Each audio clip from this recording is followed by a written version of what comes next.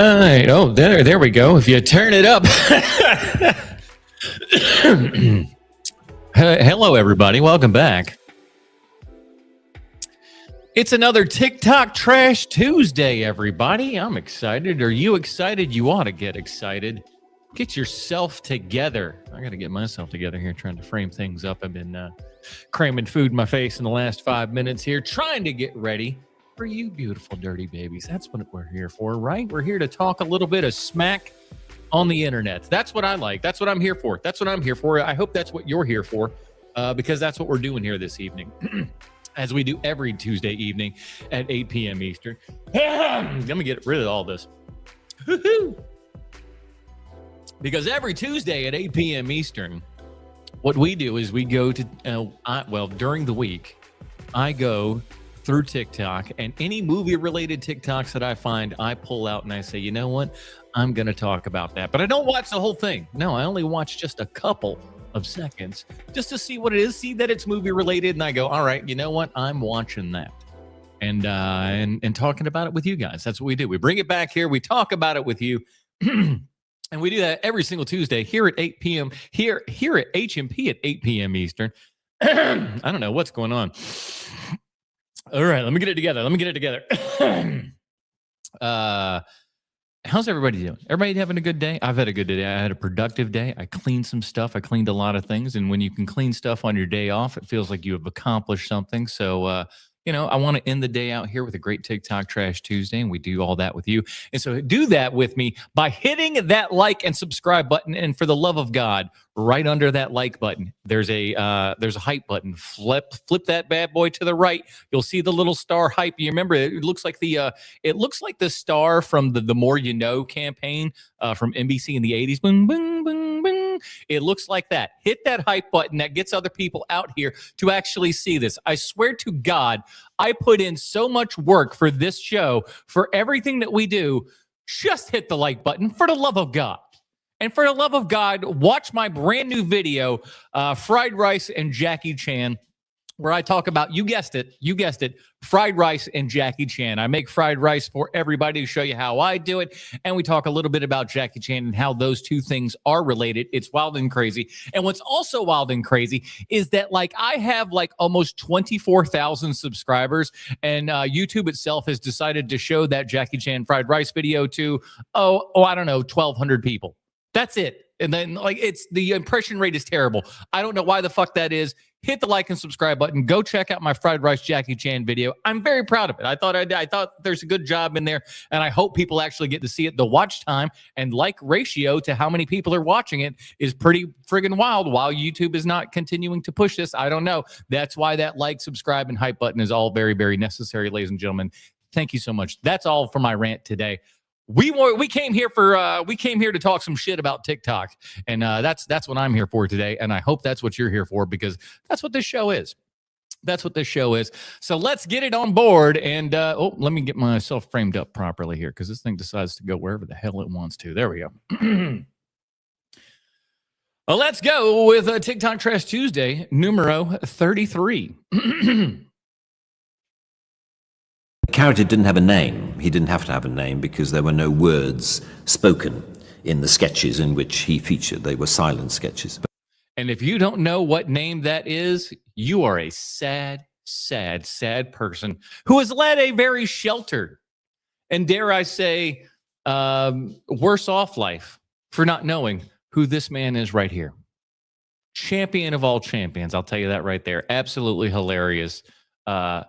W's in the chat for Mr. Rowan Atkinson, a.k.a. Mr. Bean. But then when we thought, actually, these sketches are quite funny, it's quite an interesting idea to develop a comedy character who doesn't use words. Television comedy had developed from radio comedy, which was a very wordy, tradition. And we had to give him a name in order to give the television show a name. So we came up with the name of Mr. Bean.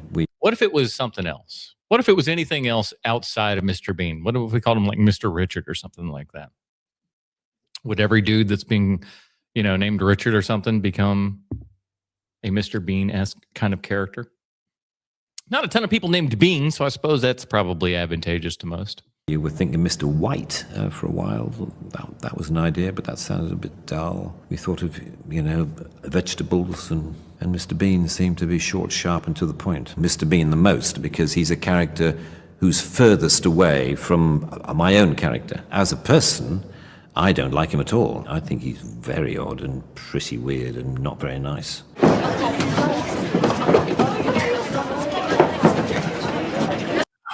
That was one of my favorite parts about Mr. Bean, was that he was just this unrelenting asshole. He's such an asshole character in like scenes like this, where someone should easily be able to get on this ride with him and everything and enjoy this. But because Mr. Bean has this childlike bullcrap, but he's an adult, he becomes this ridiculously petty person who's like, no, this is my seat. I'm the one that's here. I'm going to get to enjoy this. And when he accomplishes his goal, he's very happy with himself. That's the best part too. Is that he doesn't go like, oh, I got one. Like, he knows he got one over. He's just like, I acted like a child and I won. I love Mr. Bean.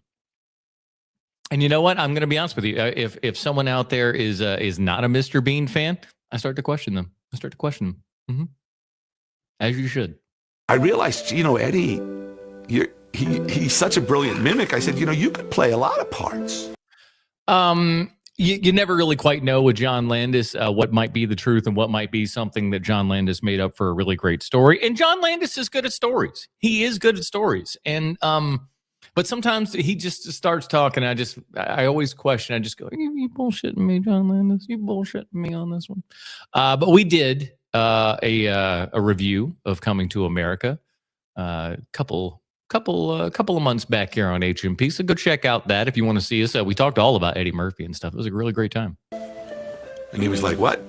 And once he saw the makeup brilliance of Rick, he realized I could.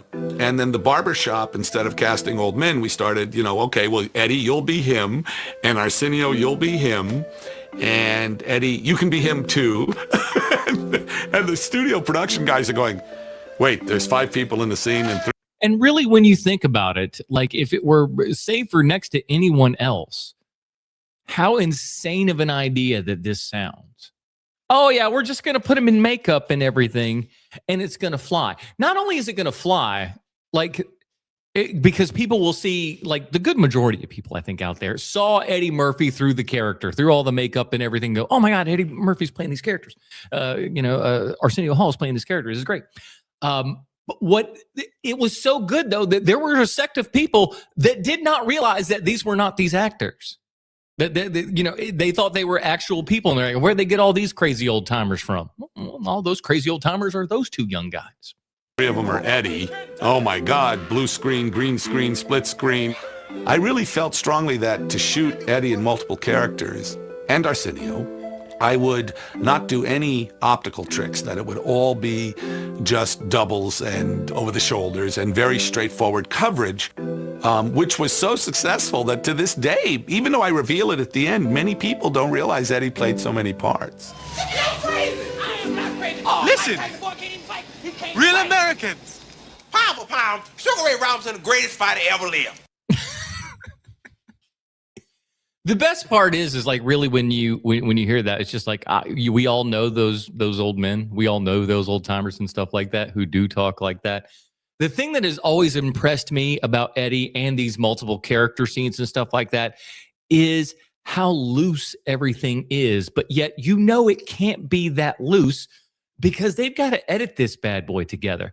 Especially take the Nutty Professor, when they're all sitting around the table and all but 1 or 2 of those characters are Eddie Murphy, and the overlapping of dialogue, the kind of going back and forth. I don't know how they did. I mean, between Rick Baker and Eddie Murphy, what an unbelievable combination of just being able to sell us these characters. It's really, really unbelievable. Oh, come on, man. What about Joe Louis? The Brown Bomber. Now that was a great boxer. Damn right. The way you tell a story on film is essentially it's montage. It's the juxtaposition of images. But when you shoot stuff in many different locations, and very often with the same actor, it gets more complicated. So there are scenes where I'm shooting James Earl Jones coming in this way, and they're in New York. And then in here, I'm in LA. And when he comes in, James has to interact with Eddie as the barber, Eddie as the old Jewish guy. That was something I just made up. That's one of my favorite moments. What is this, velvet? This is beautiful. What is This is beautiful. that, velvet? Well, a lot of what determines the characters and what they look like are kind of, again, the faces underneath. So I knew that, if I did basically the same thing in every one of the guys, they would still look different because of the structure of their faces. But I definitely wanted to make sure that they were different people. So the Eddie's barber, was very different from Arsenio's barber. So, I gave Arsenio, decided to give him a beard, this white beard. And Clint, who was the other guy in there, made him, bald. Eddie's boyhood friend, Clint, played one of the barbers we made. He is great. He's one of the unsung guys in that movie. I think he's actually really hilarious, but obviously, your Eddie and Arsenio are going to get your main thrust here. He's a great third banana that I don't think enough people think about. Him older. I mean, Clint could be Clint, and Arsenio could be the other barber, except when he was also Semi in the set. So it was fun. I have to say that stuff was fun, and a lot of it was improvised. It was just, me and Eddie. I'm playing all the other parts, and Eddie, and that was fun. Listen, it's a fantastic film. We had a really great review over it on HMP. Check out the archives there, everybody. It's good stuff. What's next? Let's see. I can't read everything very well here. New 3D zoetrope at the Denver Performing Arts Complex. This isn't like specifically movie related, but it is movie related in as much as the persistence of motion is how we see films, or at least certainly how we used to see films, and it's sort of technically still how we see them today. But I saw this for a couple seconds and I'm like, man, people got to see this. This is kind of a badass zoetrope. Check this out. It's over in Denver. Kind of zoetrope. Like, what's exactly going on?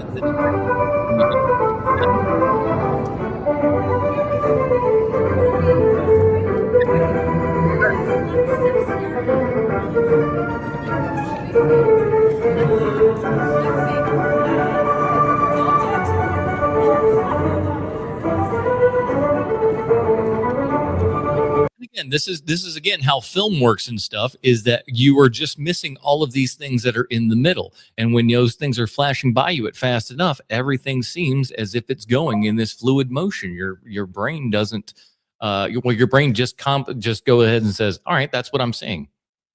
It's a fantastic magic trick.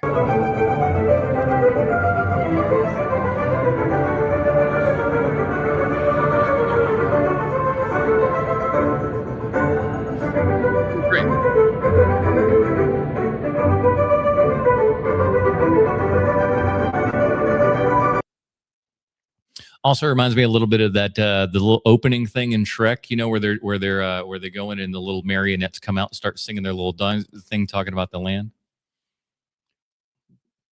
Please, what's the fucking line? We have 3 rules, let us lay them down. Please stay off of the grass, mind your shoes, wipe your face. Good shit like that. Are you the kind of actor that keeps like a secret or not so secret list of filmmakers that you want to work with? Yeah, for sure. Tarantino's been chasing you. He wants you. I don't know about that. That's true. Well, I mean, there were talks for her in Hateful Eight, if memory serves. True. No, he said that. Hateful Eight, the Jennifer Jason Leigh part, was originally written for you, I believe. I turned it down, which I should not. Big mistake. She'd have been great in that role. And listen, Jennifer Jason Leigh got a lot of good stuff to chomp on there. She looked, nice and ugly and everything. She's a very beautiful woman, but allowed herself to look just haggard and disgusting. It was great. And would have loved to see something like that from Jennifer Lawrence as well. Would have been great. Not have done. I'm glad that we got what we got. Don't get me wrong. I don't want people saying like, oh, no. I'm happy with what we got. And I think Once Upon a Time in Hollywood, too. Didn't he want you? Well, he did. And then everybody was like, she's not pretty enough to play Sharon Tate.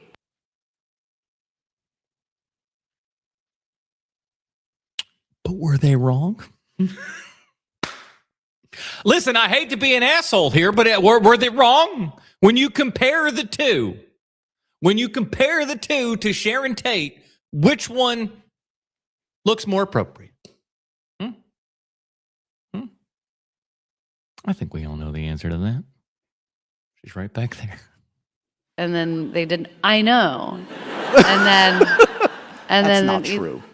I'm pretty sure it is true.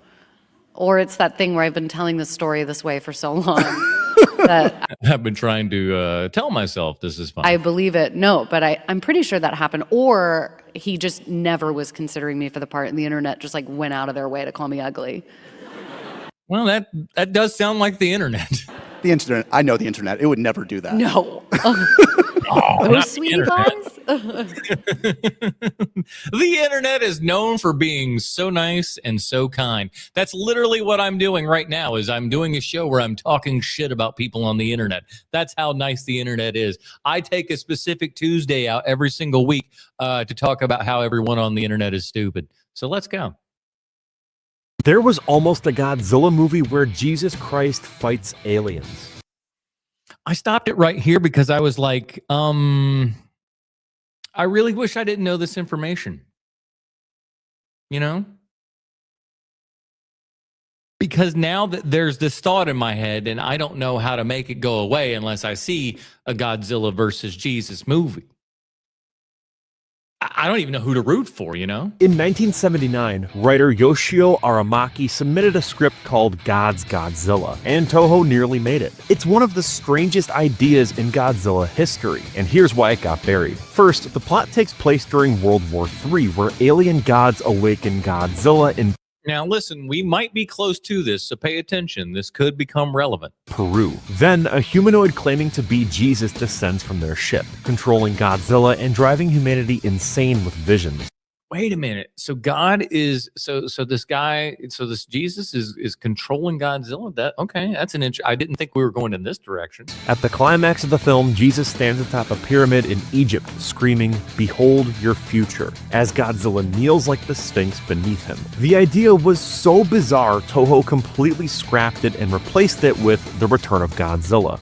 Boo! I don't know what that is, but I'm gonna say boo. We could have had God versus Godzilla. You're also going to get nasty comments from people before the show ends. That's fine. I don't care. Those people can suck eggs, and all the other words.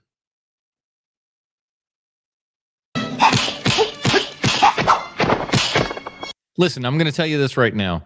I took this because I saw this and I'm like, this is an AI video, obviously, but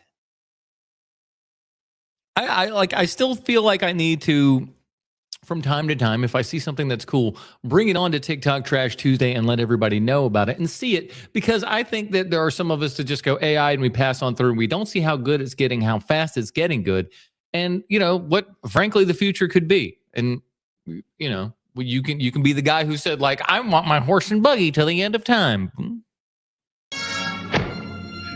接下来我就不客气了，你能怎么不客气？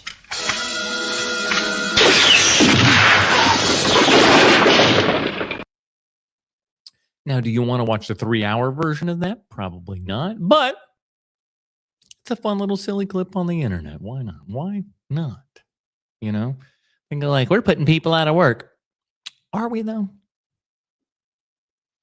Are we though? Appeared in something that I am obsessed with. It is called the Dick Tracy Special. Man, oh man, do I need to have Matt Smith on to talk about the Dick Tracy Special and all the Dick Tracy stuff.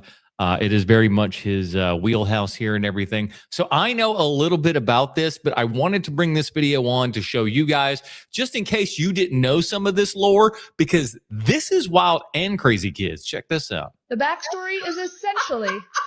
You know about this? Warren Beatty. Damien told me the term is called IP squatting. He owns the rights to Dick Tracy. He has to perform as Dick Tracy once every decade or 15 years in order to retain the rights. And they said, sure, why not? So instead of doing a full-fledged movie or a short, he does these weird produced on the back lot where his character comes out. He's interviewed by Leonard Maltin in character. He did another one during the pandemic in 2023. It was insane. And I was like, Wendy is in this. I was like, I got to go watch it. It's all.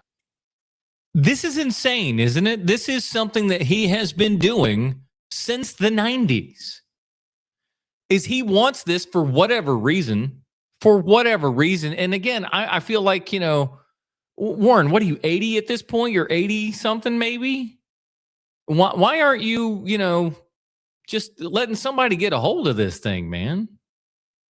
Get somebody on, just let somebody have this. What are you holding on for it? Because you think that you're going to be Dick Tracy at 83 years old? Get out of here. Online, it's you and Mindy Sterling. You meet Warren Beatty as Dick Tracy at the studio lot. Tell us everything you can about this insane endeavor. I'm obsessed. Well, he got his walker out. You know more than me.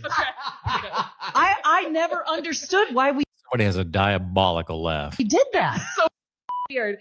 Yeah. And we auditioned. What? Yeah, we had to audition. Wow, dude. You have to audition for Warren Beatty's shitty project to sit on squat on IP. That's hilarious. Which probably means just like, which one of these girls is going to bang me? And I'm just as fat as a pig in it. Yeah.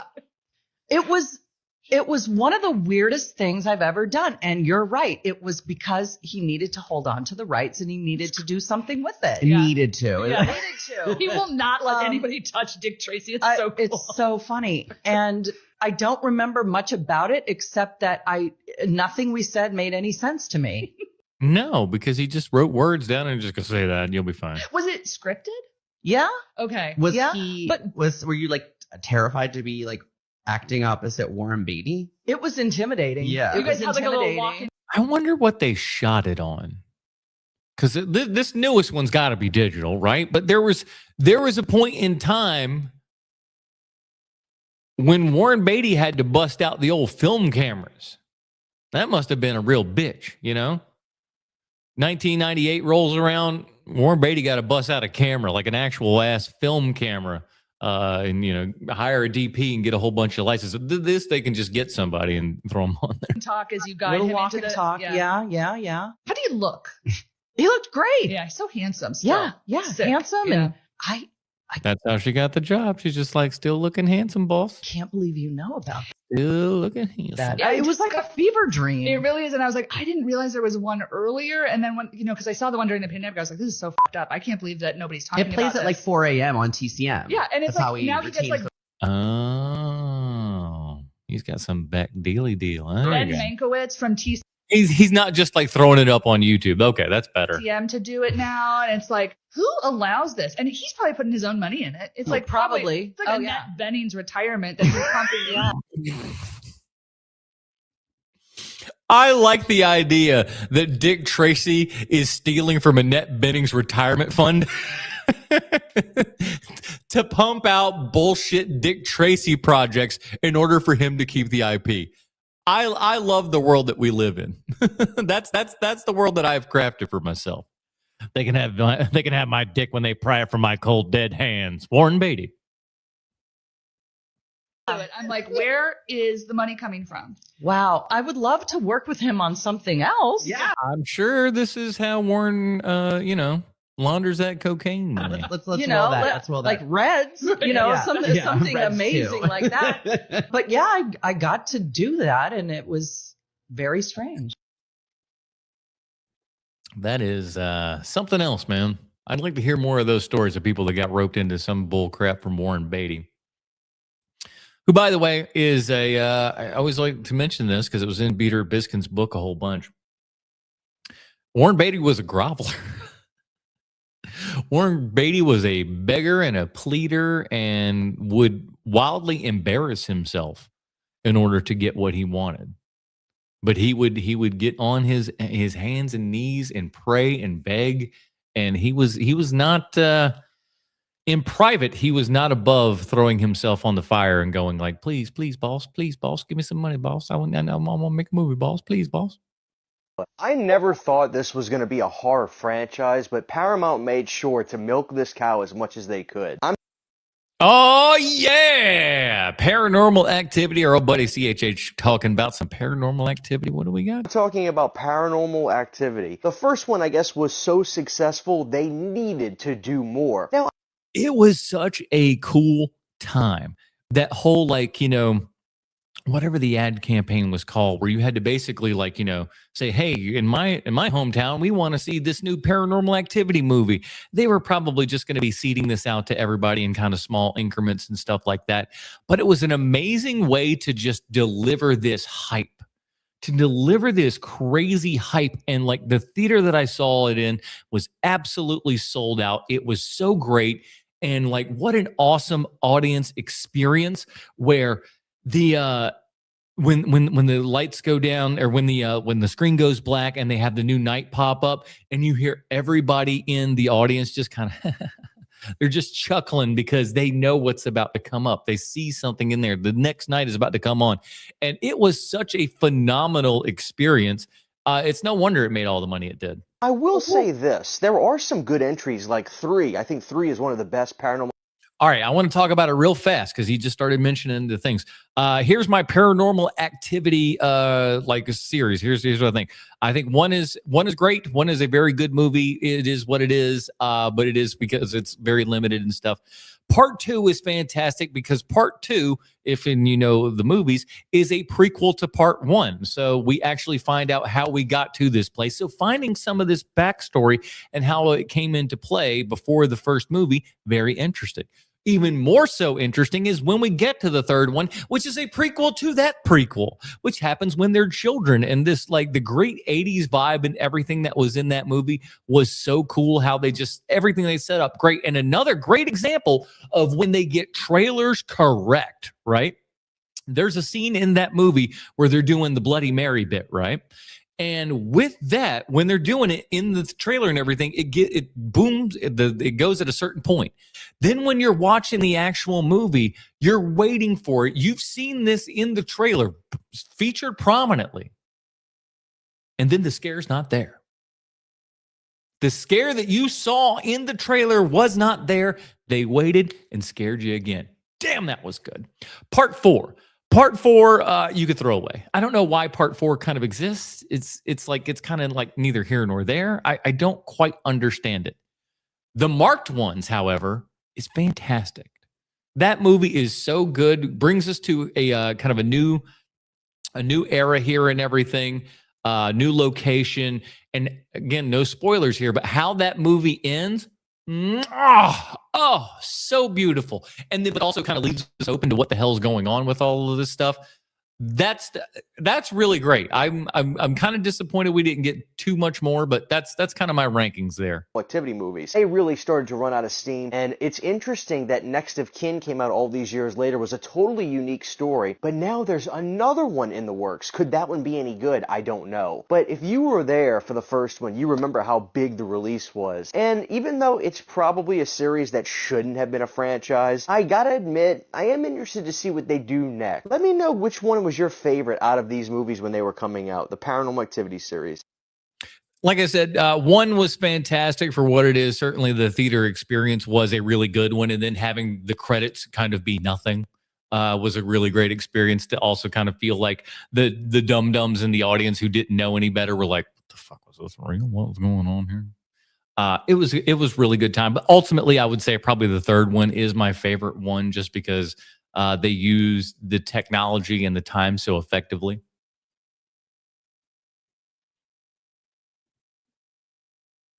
Oh my God. Oh my God. Is there Every cinephile's fantasy. Well, first of all, this is no fantasy of mine because if you grew up where I did, you had this Charlotte Hornets jacket in the 90s. That's right. Apparently, that jacket made its way all around the country, and everybody was like, "Oh my God, everybody owned this jacket." And I'm just like, "Did everybody own this jacket?" Like, I knew that everybody owned this jacket, but I only assumed that everybody had this jacket because of where I lived, which was right in the Charlotte region here. So everybody within the area, certainly of that time and everything, your era of Alonzo Mourning and Larry, what's his nuts, those were the times. Those were the times. So we had so many Hornets things out there, but apparently that was everywhere. The Hornets jersey was everywhere, I guess, or the starter jacket rather. But every cinephile's fantasy. Doctor, help! Is anybody a doctor? What's going on? Are you a doctor? No, I'm an AMC A-lister though. Hell yeah, man. Yeah. That's sick. Yeah, dude. You can see up to 4 films a week. You must know like a lot about. I've been covering a lot of AMC A-list material on TikTok Trash Tuesday, low these past couple of weeks. And I'm starting to think that y'all are in a little bit of a cult. You know what I'm saying? These are like the same people that like will make, because like Costco, for example, like doesn't like notoriously they don't pay for any advertising. They don't do advertising and stuff like that. You've never seen a Costco television commercial. But people are doing like, you know, basically like the Costco guys and stuff, doing Costco ads essentially almost for free and whatnot. So like that's what it feels like AMC A-listers are doing now, is that they're giving their kind of like free advertisement. It's just like, are you guys wanting to get on like the bus every month or something? I don't see it from Regal Unlimited people, which honestly I think is maybe secretly almost a better deal. I don't know. I had a starter jacket and I had the starter jacket. I'm in Ohio. That's fantastic. See, that's crazy. I just don't like, I never quite understood that, man. It was nuts. The Charlotte Hornets was my favorite team from the NBA Jam. Right. We had little Muggsy Bogues in there, baby. Come on, man. We got LJ, we got Muggsy Bogues, we got Lonzo Mourning. It was a time, dude. It was a moment. And we hadn't traded away one Kobe Bryant. That's right.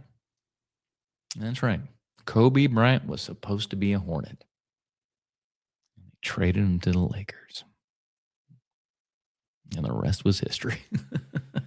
Cinema. I do. I know a ton. Yeah, that's great. Absolutely. First of all, this man should be arrested for this jacket. I don't know what's going on here, but this is some David Putty-esque era stuff here. What are we doing? Shut up, dude. What's this deal? Anyway, I was just saying it's like less than $30 a month. So it's like a great Look at him plug it. deal. I think he's almost dead, by the way. Yeah, we could probably catch a film. I mean, if you want, I can teach you a lot. You probably haven't seen. That would be You probably so don't know great, that much, man. do you? Yeah. What's the state of cinema today? I mean, dude, it's movies are back, right? No, they aren't. Movies are shit right now. I'm an AMC A-list member. Well, what the hell are you even watching, bro? What are you even watching right now? I just don't know.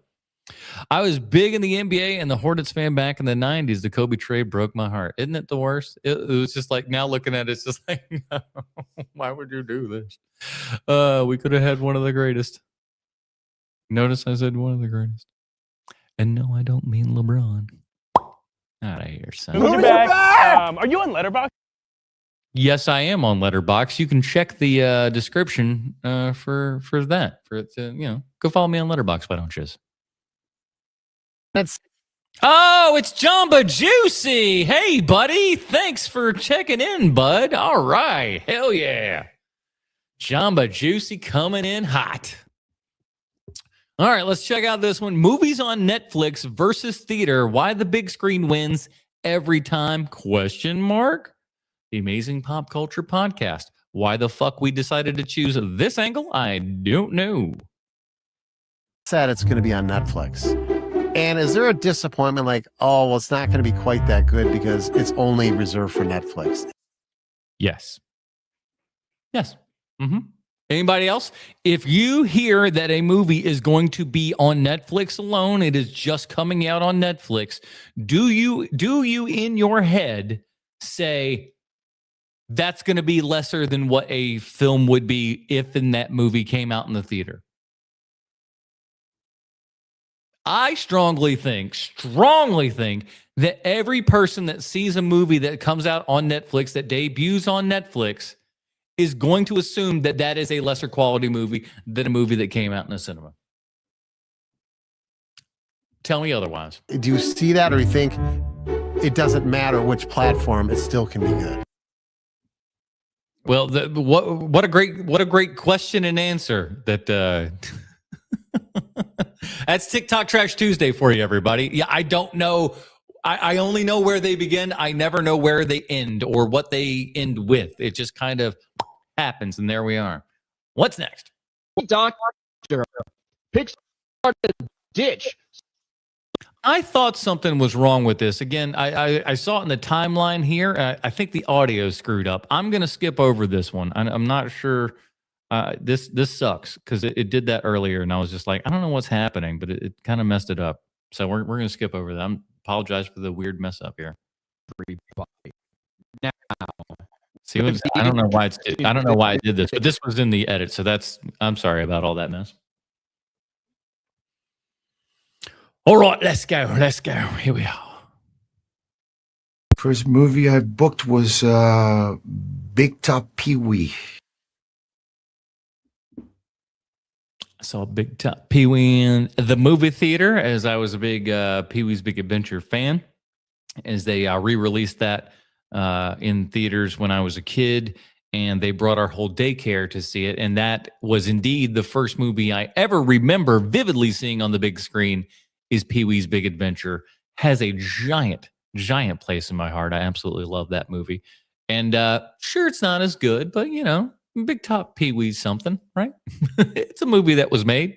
Yeah, I played Duke, the dog-faced boy. It was a little part, but it was cool. But then the second one that was right after was the James Bond movie. That was called License to Kill. And that was really like something because, first of all, I was a fan of the Bond movies. I grew up watching Roger Moore as James Bond, The Spy Who Loved Me, Live and Let Die, and then gave me a little revenge. And those that thought that acting was a pipe dream for me, here I was doing a movie that would be seen by a lot of people. But it took a while after I booked that job and did it, and it came out. It took a while to get my third job. When was Usual Suspects? 6 years after. That was the one. Benicio del Toro is one of the most interesting actors out there. We talk about him on the podcast whenever he comes up. And one of the things that I think that we say the most about him is that you never quite know what you're going to be getting out of a Benicio del Toro performance. You could be getting one of the most interesting, thought out, kind of just, feeling provoking kind of performances and everything.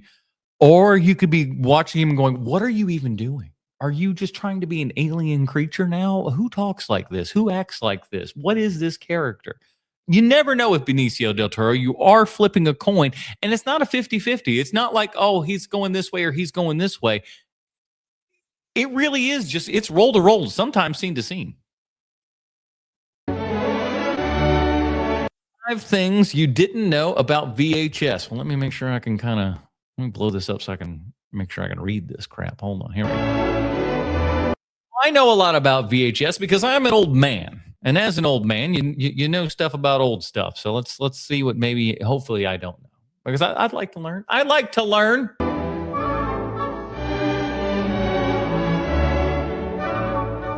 Motherfucker.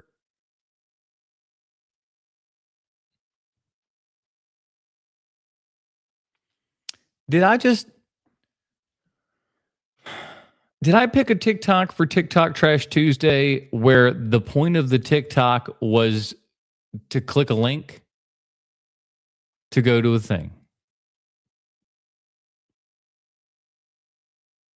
I wonder why there's not more people watching. Oh, shit. What did you learn? Anything? God, I hope you learned something. Mark, you were in D2 Mighty Ducks. First of all, I did not know that Mark Maron was in D2 The Mighty Ducks. Movies that I certainly enjoyed, the Mighty Ducks movies, certainly 1 and 2. I don't even remember if I even saw 3, but certainly 1 and 2. I don't remember him being in the Mighty Ducks 2, but then again, it's also been 30 years since I've seen Mighty Ducks 2, and I certainly didn't know Mark Maron back then.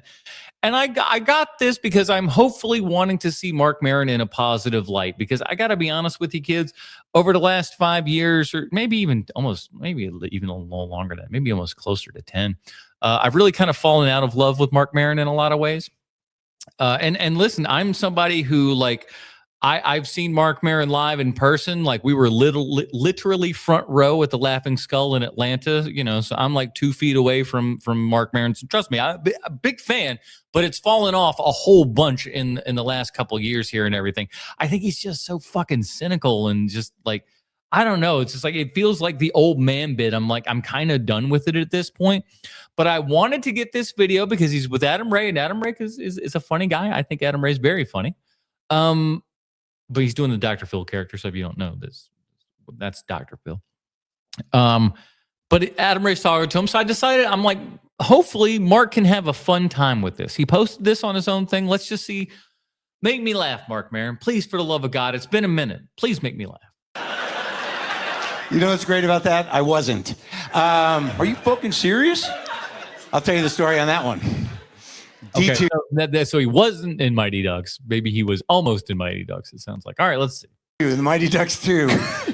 My buddy Steve, who I went to college with, directed that thing. Yeah. And he wanted to help me get into SAG, so he gives me this little part in that movie. Who were you? It got cut out.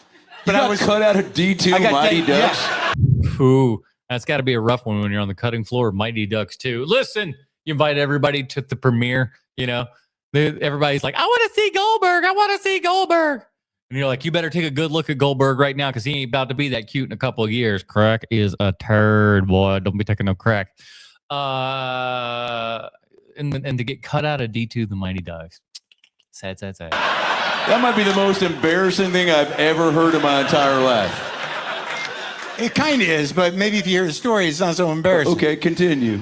So he cast me as this valet, and apparently, if I remember correctly, the Ducks were wandering around Beverly Hills, and none of the stores would let them in, right? Yeah. I don't who the knows. So, yeah, great plot. So there's a part where I'm just this valet parking cars, and all the Ducks come up to me, and the question was something like, why wouldn't they let us into these stores? And I go, well, you got to know somebody to get anywhere in this town, like in this town. You're just fucking out of your chest. Right.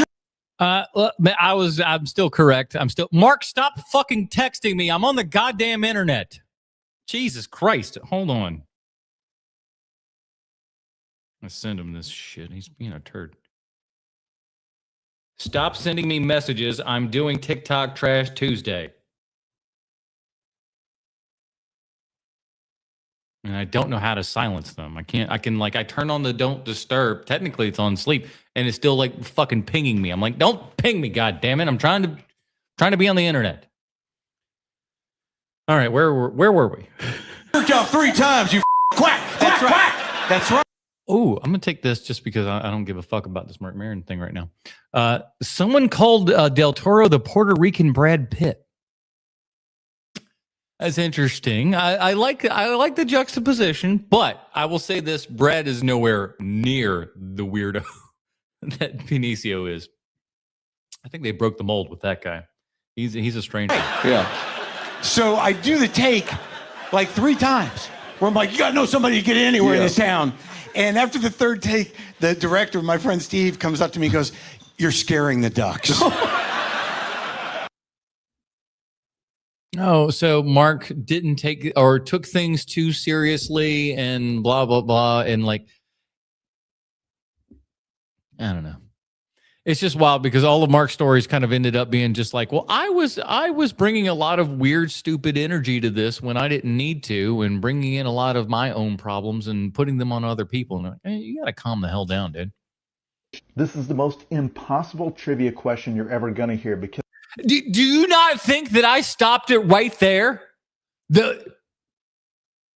Let's go. You want some movie trivia? Say that shit's impossible. Let's go. I got a chat full of people. We can answer this crap, and we ain't even going to use the internet. Let's go. the answer is just too weird. The question is, what is the connection between that Minecraft movie starring Jack Black and Apollo 13, the Tom Hanks movie? Tom Hanks movie from 1995 about the real-life Apollo 13 disaster.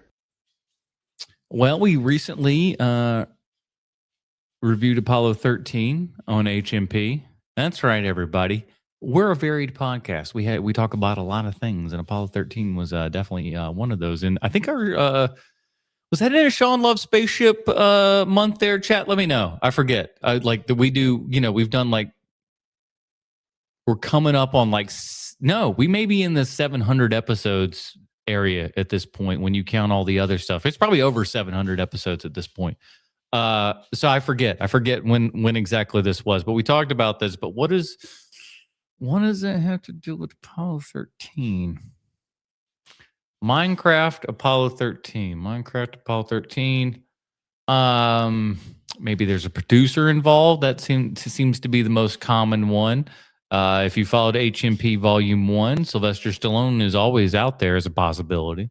The answer is that in the real near disaster that this film is based on, there was an explosion on board the Apollo 13 craft and they had to limp their way back home and skip the moon landing. Right. On their way back home, they had to rely on backup navigation systems designed by Jack Black's mother. His mother... Oh, yeah, I'd heard something about this before. I don't know that I would have called that a connection to the Minecraft movie per se. You could put that to any Jack Black movie, I suppose, if you're using those that wide a gamut of parameter. Was a famous aerospace engineer named Judith Love Cohen.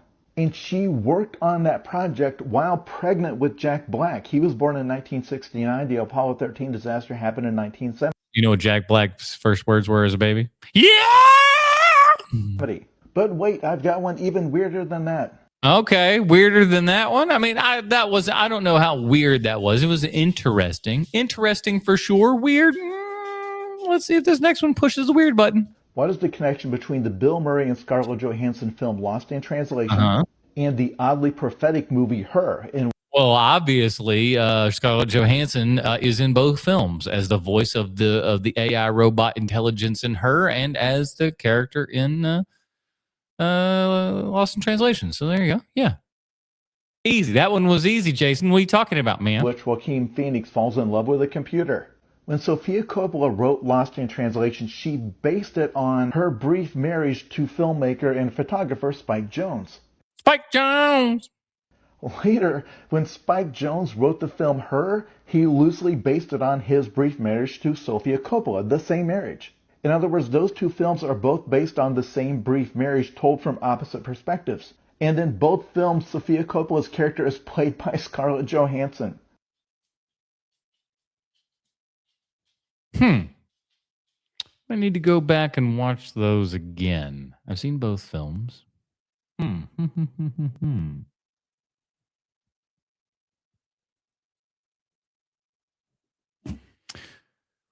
What we say here? ScarJo is a robot.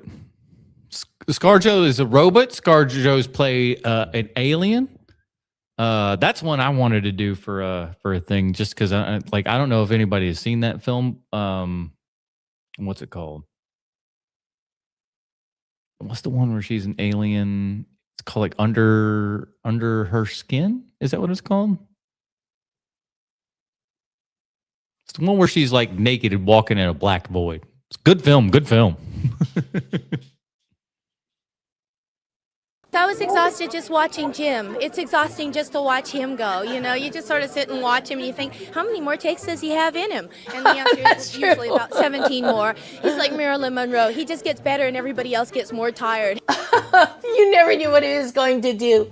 Good old Meg Tilly, everybody. I loved working with Jim because he really liked me and he would give me things to do. The very first scene that we did, he said, Jennifer, as I leave the room, he goes, I want you to, I think he said, pinch my bottom. He wanted me to do something with his bottom. And I was like, oh my gosh, I don't want to. He was like, I don't want to pinch the $18 million butt. I think that's what he was getting for the movie. But I think he was getting more than 18 at the time. He might have gotten 20 for that one, I think. I was like, he told me to do it, so I did it. He would give me permission to do all these things. Even on your close-up, they have a camera on Jim Carrey in case he thinks of something funny to do during your close-up.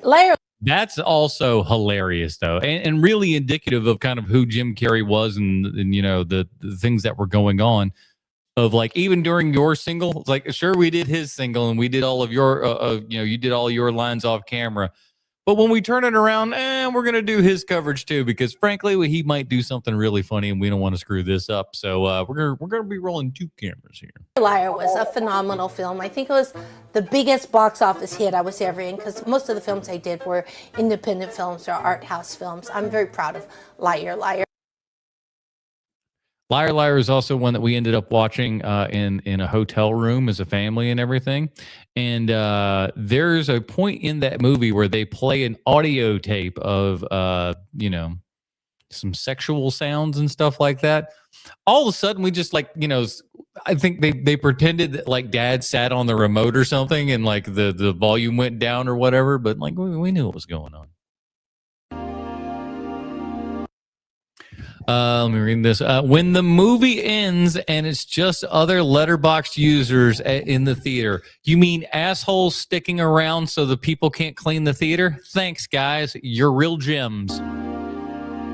Real gems. I personally do not mind you sitting through the credits. There are some movie theaters out there where they will get on your ass. If you like the movie, like those credits starts, the house lights go up and they're in sweeping.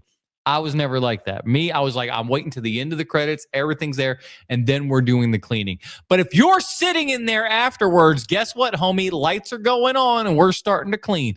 Get the hell out of there. This is not a hangout spot. Go hang out in the lobby and start writing on your letterbox. Don't be an asshole and be like holding people up from doing their jobs. They're not paid enough as it is. They don't need you sitting in here just going like, I wonder what other people on Letterboxd thought. Do that shit at home.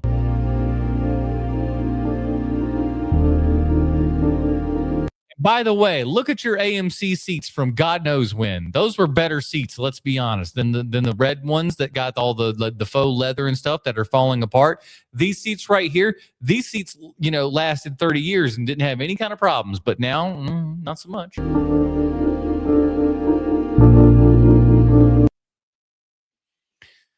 All right, I got to take a deep breath. Got me a little juiced. All right, let's go.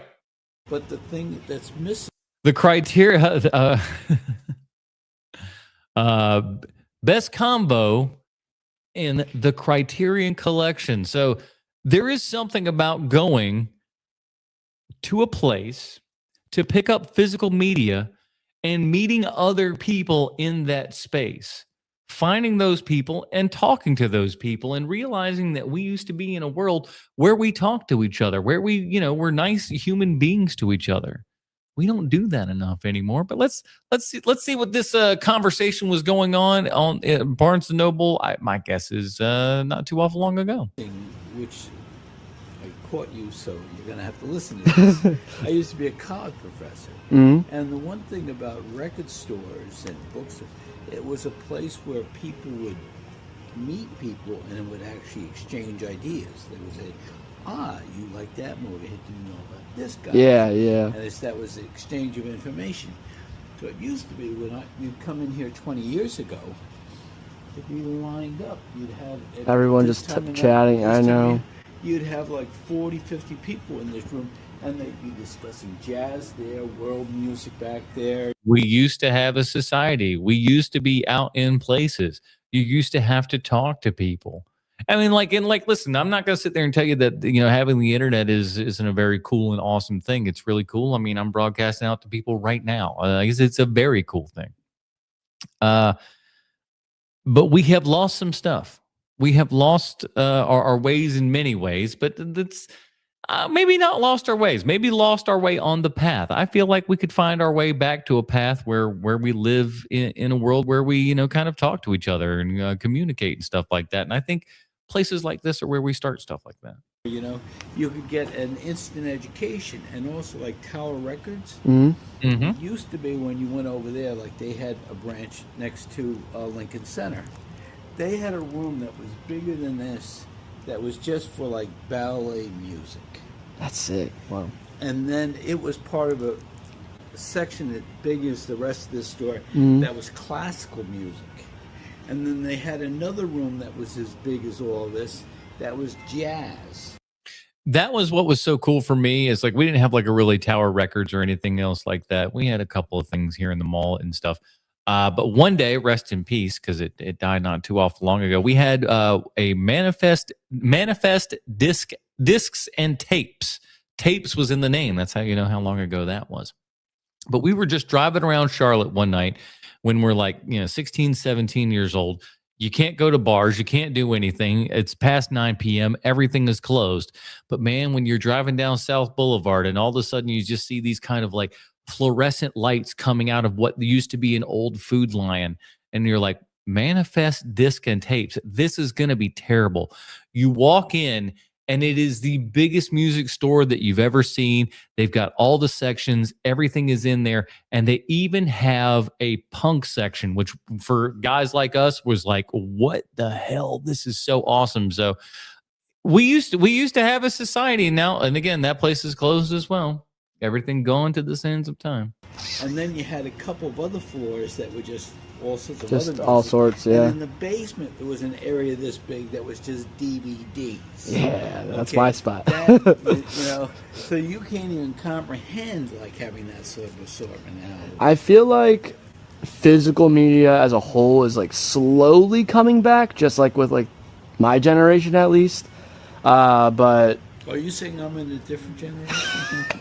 You're an old man, but listen, with age comes some wisdom a lot of times, not all the time, but a lot of times. And there is some wisdom into owning those things. How many of you have been watching something on streaming and enjoyed that or whatever, and then wanted to go back to it later, and then it's not there anymore? Then you have to try to relocate it again. Or you need to, or it could just be gone. It could just be gone. Like, for example, we talked about in the podcast, at least on the pre-show or post-show, Dinger Zone, patreon.com/HMP. Yeah, I forgot where I was going. I just all of a sudden I started plugging the show, and then I just lost track. I wish I could go back to the mid-'90s Barnes & Noble. That was my sweet spot for place for finding new books to read. I almost... mentioned the Barnes & Noble conspiracy theory on the last Dinger Zone. Patrick Stewart, Mel Gibson, Julia Roberts, conspiracy theory. This is a movie podcast. This is a movie stream, whatever the fuck it is we do. You know what I mean. But yeah, you need to buy your physical media. You need to buy your stuff because you don't know where it's going. You don't know who has it. You don't know. Femme Fatale, that's what I was talking about. We were talking about Film Fatale on one of the Dinger Zones because I wanted to have that as be one of the movies this week because you've got Antonio Banderas and Rebecca Romaine. Took me a second. And they're so good looking in that film. I was like, oh, this will be perfect for the March of Dimes month here and everything. And you can't find it anywhere. I have it on DVD, but like the Blu-ray is like $88 or something like that. So that's out of print. You can't even find it like if you just go to like, the Apple TV app there and everything and put in Femme Fatale, it just goes, I don't know what you're talking about. Put in Brian De Palma, it shows you every Brian De Palma film, but that one. It's real weird. But I've got it on DVD, so at least I know that's not going away. It's weird, man. Instead of going to NYU for a film degree, yeah, and like sift through the collection. It's already curated. Criterion has all they'll have the director's cut where the director. And if you're gonna get a streaming thing, at least get the Criterion Channel streaming thing. It's $100 for the entire year. Pay it once. You don't got to think about it. You can see all of these great movies. They still cycle in a bunch of movies that aren't even, quote unquote, in the collection itself, but they'll have themes and stuff, and they'll bring in a lot of different movies and things like that are not officially in the Criterion Collection, but they will be available for you to stream on the Criterion Collection channel. Plus, they got their 24/7 Criterion Collection stream there, so you can just tune it anytime and just see a random movie. Which I wish they would at least tell you the name of the movie when you first pop it on there. Because otherwise you got to go to like 4 different websites. I still don't know why they haven't fixed that yet. It seems like a really boner move.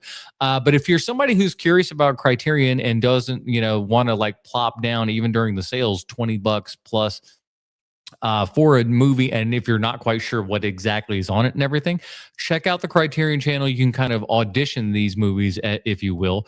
And then if you dig one well enough, go ahead and purchase that bad boy when it comes in the either July or November sales at Barnes & Noble. You'd think I was paid by these motherfuckers, but I am not. No, yeah, they have the entire which I think for upcoming filmmakers, it's really valuable. It's information you can't get like back in the day. Now it's like every director has the director's cut. Every director has a commentary. Computers, because, for example, you can go to Stanford University. Mhm. Their philosophy It's on. Hakuna Matata. Sorry, they said philosophy, and I just had. Yeah. And this is You just have to be willing and open. source of philosophy. Mhm. And Harvard has their biology, and other universities have other databases that are Just phenomenal. open and yeah. So I appreciate talking to you, man. That was great. Yeah. What was your name, by the way? Gene. Geneticist. Gene. I thought I was gonna say Gene the Dancing Machine. You might remember me. I'm Jaden. Nice to meet you, man. Yeah. Jaden, just like 8,000 these other motherfuckers. Everybody named Jaden. I tell you what, boy. 73, so I don't know how many more years I got going. So, Well, if I see you around, man, I will always talk. We'll give you a high five. It used to be 2 aisles. 2 aisles, yeah. In some of the stores. Yep. All right. All right, the NYPD's outside. Have a good night. Let's go. Gene's a legend, man. What a guy. Thanks, Gene. Big shout out here on TikTok Trash Tuesday. Next sale, I'm going to get the Jacques Tati collection. Very nice, very nice. Oh boy, here we go. Can you guess the movie just by the frame? We'll do 2 movies, with the second one being a little harder. All right. I consider myself a little something something. So let's see what we got here. There will be 4 frames shown for each, but let's get started with movie number. All right, movie number 1. Let's take a look. I gotta get close because it's far away from me. So it's, all right. Okay. Now, is this a frame from the movie? Is that what I'm supposed to believe? Number 1, here is the first. All right. So far, I'm not gonna lie to you. Doesn't strike me. Doesn't strike me. What do we got? Frame. All right. Here is the second frame.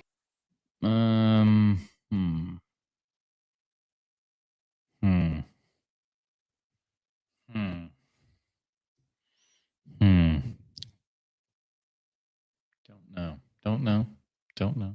And actually, this is one of my all-time favorite actors. Here is the third. Maybe you recognize this creepy guy, but if not, here is a final giveaway frame. Well, that's Timothy Chalamet. I don't know what this film is. I haven't seen it. Did you get it? Star Wars. It's Star Wars. Yeah. That's right. It's Star Wars.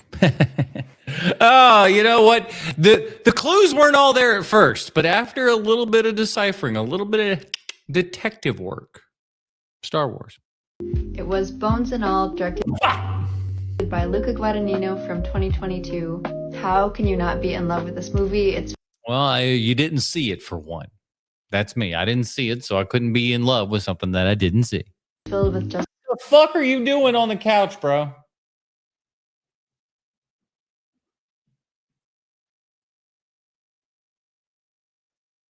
Really?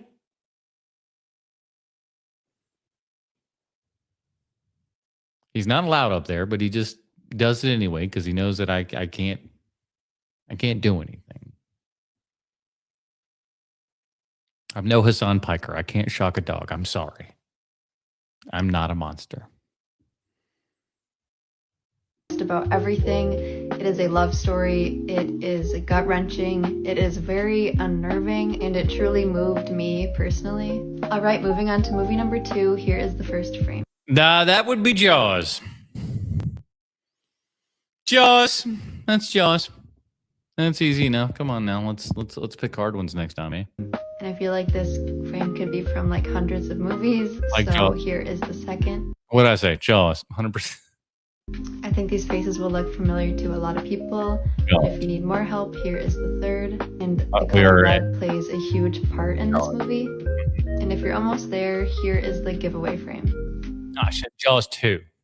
Jaws 2, I apologize. Did you get it this time? It was Submarine, directed by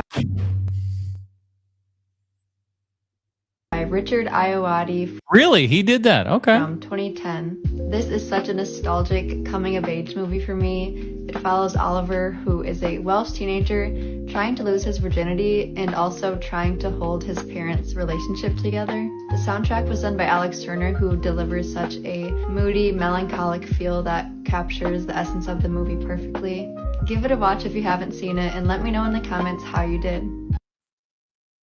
I came here to kick ass and drink milk, and I'm all out of milk. It's my best Richard impression. Sorry, I apologize. Was this the most influential show ever made that itself was not a monster hit? I think so. I think so. I think that's a very valid statement to make. So spoiler alert, big Mystery Science Theater 3000 fan here, big Riff Tracks fan. The Riff Tracks guys are going back to do 4 new episodes of Mystery Science Theater specifically, and I am super stoked for it. They made $2 million in 2 weeks. So the guys are all coming back here, just as was original with the Satellite of Love. Trace is designing the sets and whatnot. It's going to be a really good time. I'm excited to see what they're going to do with it. And I think they're, Sean said it in our text group. It's like Joel Hodgson's probably rolling over in his grave. I think Joel's happy with it, more or less, I would say. But I think there will be something that's deep down inside him that says, oh, they're going to be successful where we weren't. And I think part of it is writing. Yes, part of it certainly is writing. But also part of it is the performances and stuff like that. And I really think that there is something about, about Mike and Kevin and depending upon how, which servo you want or which crow you want. I think there's something about, Kevin, Trace, and everybody in there. It's just, and they're even bringing back Mary Jo and stuff like that. So it's going to be a really good time, I think. Like, I don't doubt that Seinfeld was a bigger influence, but it made billions of dollars. Sure. Nobody got rich off of Mystery Science Theater 3000. No, they did and not. Yet, I'm going to guess that basically every single comedy writer over a certain age was absolutely obsessed with this show back in the 90s. The best part about MST3K is that it was a show for smart people. Even though it could be a show for dumb people, they were just referencing things and it was just smart. There were just these great smart jokes. They were there all the time. And if you didn't get one, it's okay. Another joke was right around the corner. But if you did get a joke, and especially if you got one that was a very niche kind of joke, you felt like you were a genius, dude. You were just like, yeah, we're all on that same kind of wavelength and everything, man. It made total sense. Meanwhile, the show itself was constantly under the threat of cancellation. It actually did get canceled at least once. And none of the people involved went on to become Hollywood superstars, as far as I know. But fans of this show would go on to absolutely dominate the early internet and help shape what that entire landscape looks like. And that's the crazy thing. If you tried to show an episode to a kid in high school now, I think they would say, so what? It's another React video. Yeah, exactly. They'd be like, so what's big about this? It's 3 comedians watching an old bad movie and making fun of it, right? It's just like Asmongold. Oh, and look at the devil. We talked about the devil, Hassan Piker, right there. Son of a bitch showing up in my fucking stream. I didn't ask for you. I'll take Asmongold or XQC, but you can fucking keep Hassan Piker, damn it.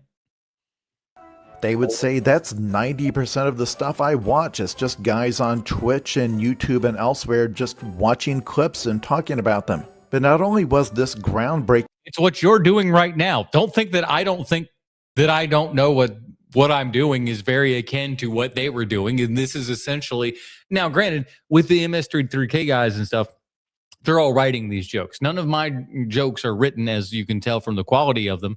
But I'm just yapping. But essentially mine is kind of like this freeform jazz version of what those guys did, is see some stuff, make some stupid, funny quips, and hopefully be entertaining to people. Yeah, so, huge influence on me. When they did it, but they didn't just watch it live and react. They would spend a week with each of these films, writing jokes to go into every single silent moment and pause. They would go in with an incredibly detailed script, creating this perfect clockwork machine of comedy. And it was absolutely... You're the KTMA MST3K, Adam. I'm not that low budget. Come on. And I got more jokes than that. There are did you ever see the really early pilot almost episodes of that where it is just like joke? Unbelievable amount of time, then another joke. It's bad. It's the one where Gypsy doesn't even talk. Like a Gypsy, or it has an even worse voice. I don't know. It's real bad. I'm sorry, Joel. Mike was taking over the show long before you left it, ever since he became the head writer.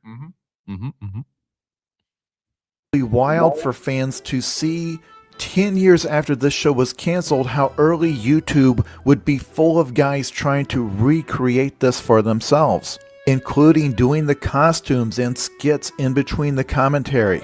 Yeah, if you don't think Angry Nerd Video Game Guy was down with this, you'd be wrong. Specifically imitating the low-rent aesthetic of Mystery Science Theater 3000 with props that look like somebody made them in their garage. When I watched this show at the time, I thought all of these guys were going to go on to be on Saturday Night Live or host the Tonight Show.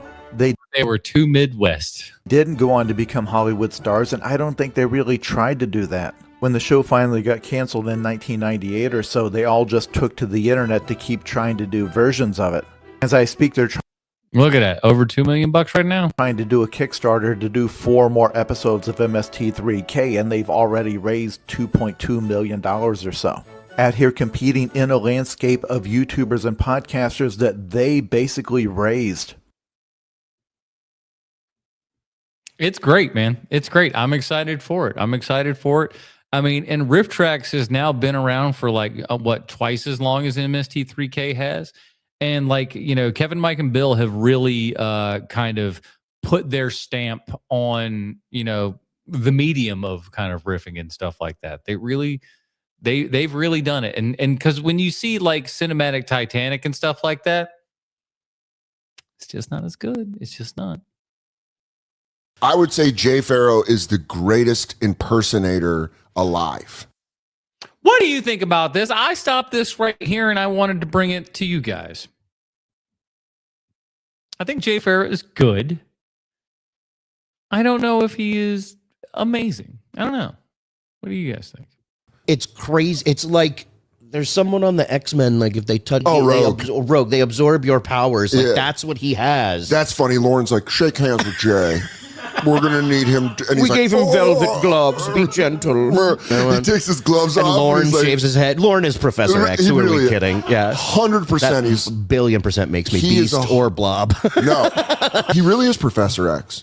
He just shows up in a small Indiana town and he's like, I heard you can do a perfect impression. Show me your powers. He's completely uncontrollable, but I know how to do it. I understand. He's going to turn dark and then he'll go to Magneto. That's Mag TV. That's what he is. That shit's hilarious. I was a fan of Mad TV. Now, granted, once SNL turned on, you usually kind of kicked out the last half of Mad TV, but they usually put the crap towards the end of that anyhow.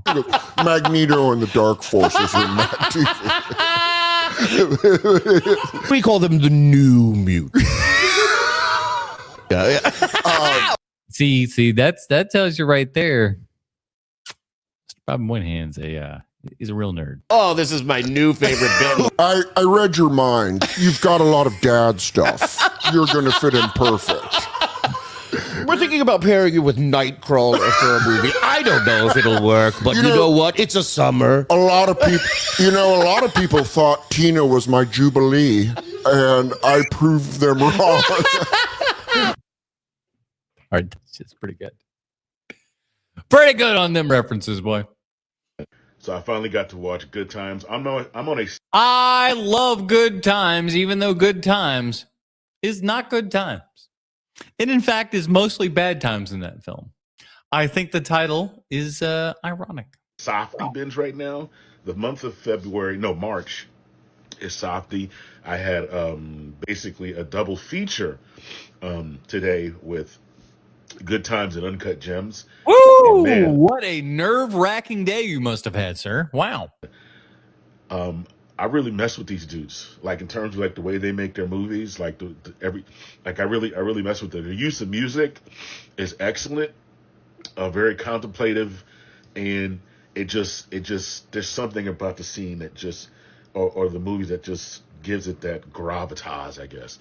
But basically, they're two brothers that are criminals. They rob a bank. One has special needs, and it doesn't go well, And you will, like, if you didn't know any better, like at the time, and I didn't, I was just like, oh, we got Robert Pattinson, and the guy who's playing his brother is clearly somebody with special needs. Nope. It was the other director.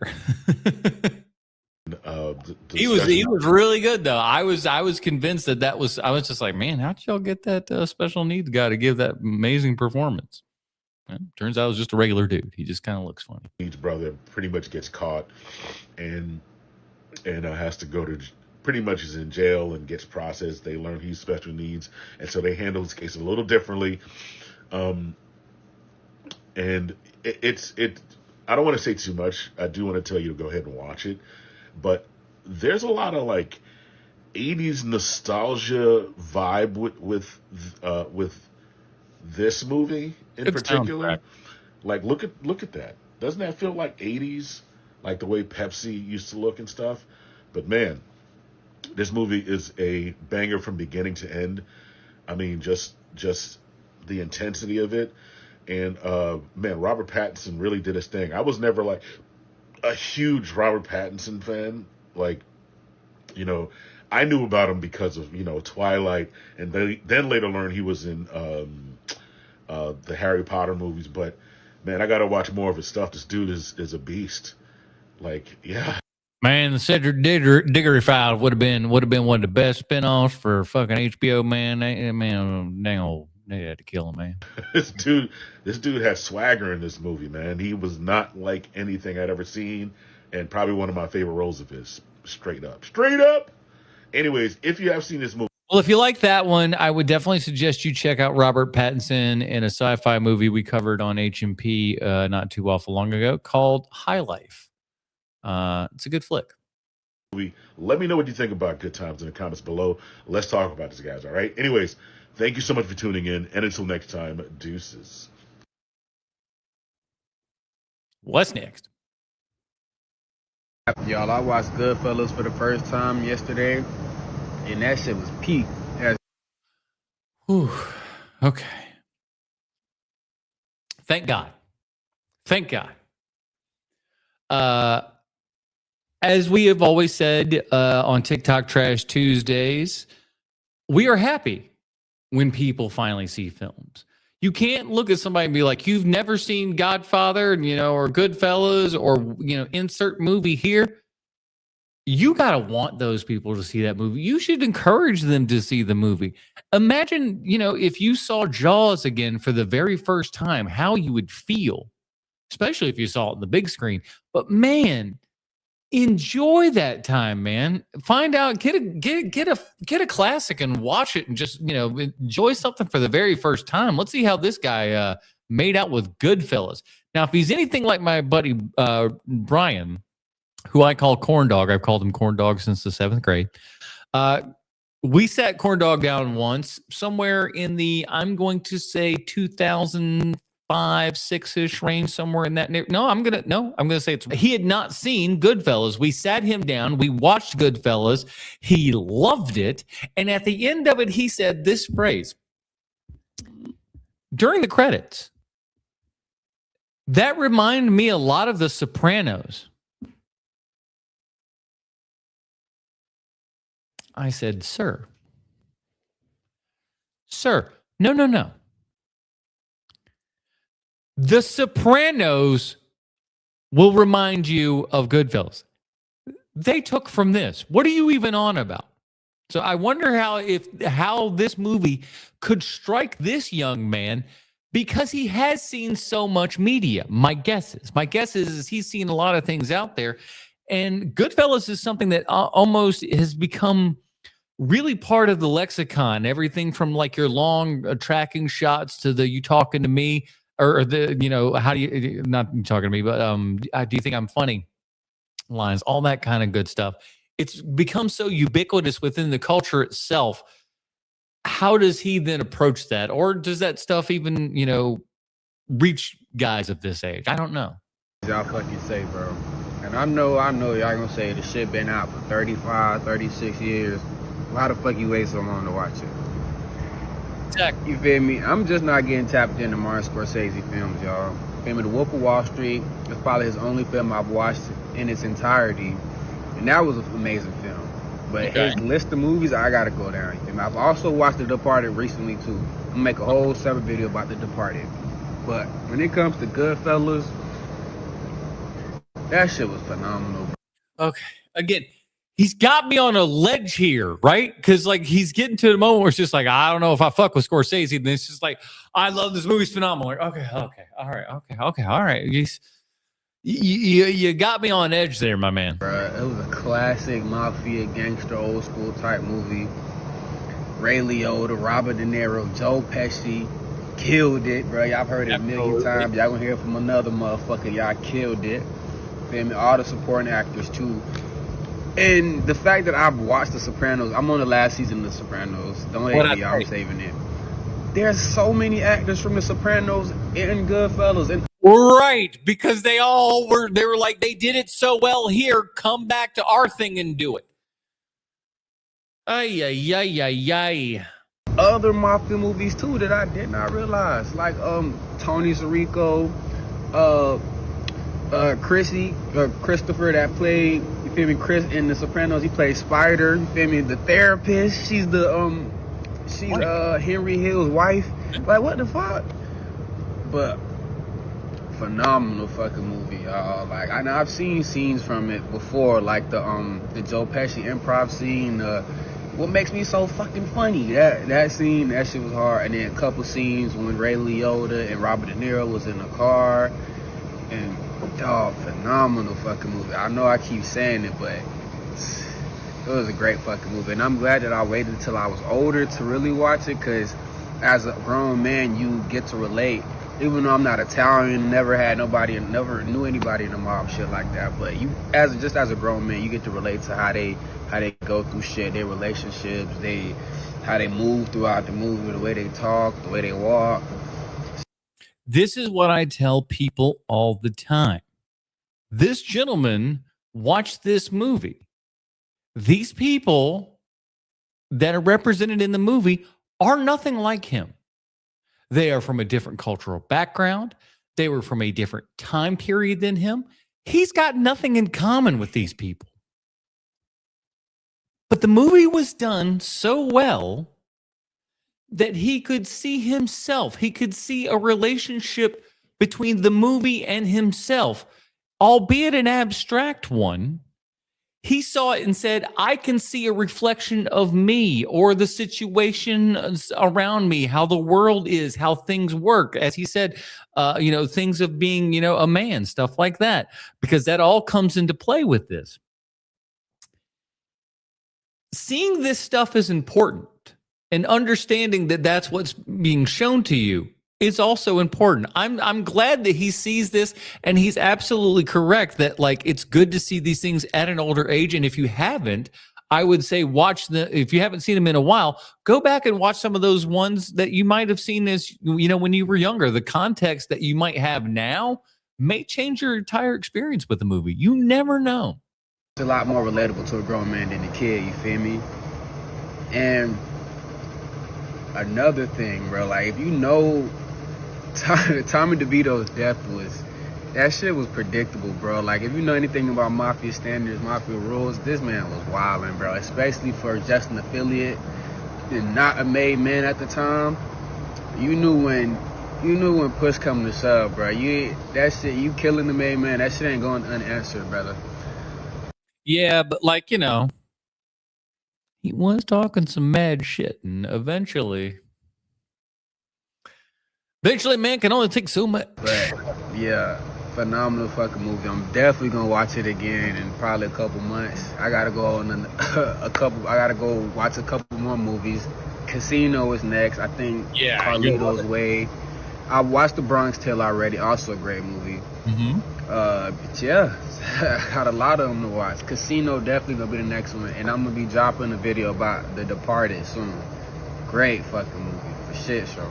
And I think I should have put something in between there. But yeah, man, I'm so happy when people get to see movies for the first time and stuff, and really get to enjoy it, because it's always going to be somebody's first time, man. Let people enjoy stuff instead of shaming and blaming and going like, what the hell's wrong with you? Look at it and just be like, can I watch this movie with you? I want to see it through your eyes. We've seen those videos on the internet of like people like kids seeing the twists and stuff in like The Sixth Sense and Star Wars and all kinds of stuff where, watching movies through other people's eyes can be a really awesome thing, man. So, enjoy those first viewings of classic films, man. Horror isn't that deep. Meanwhile, Wes Craven.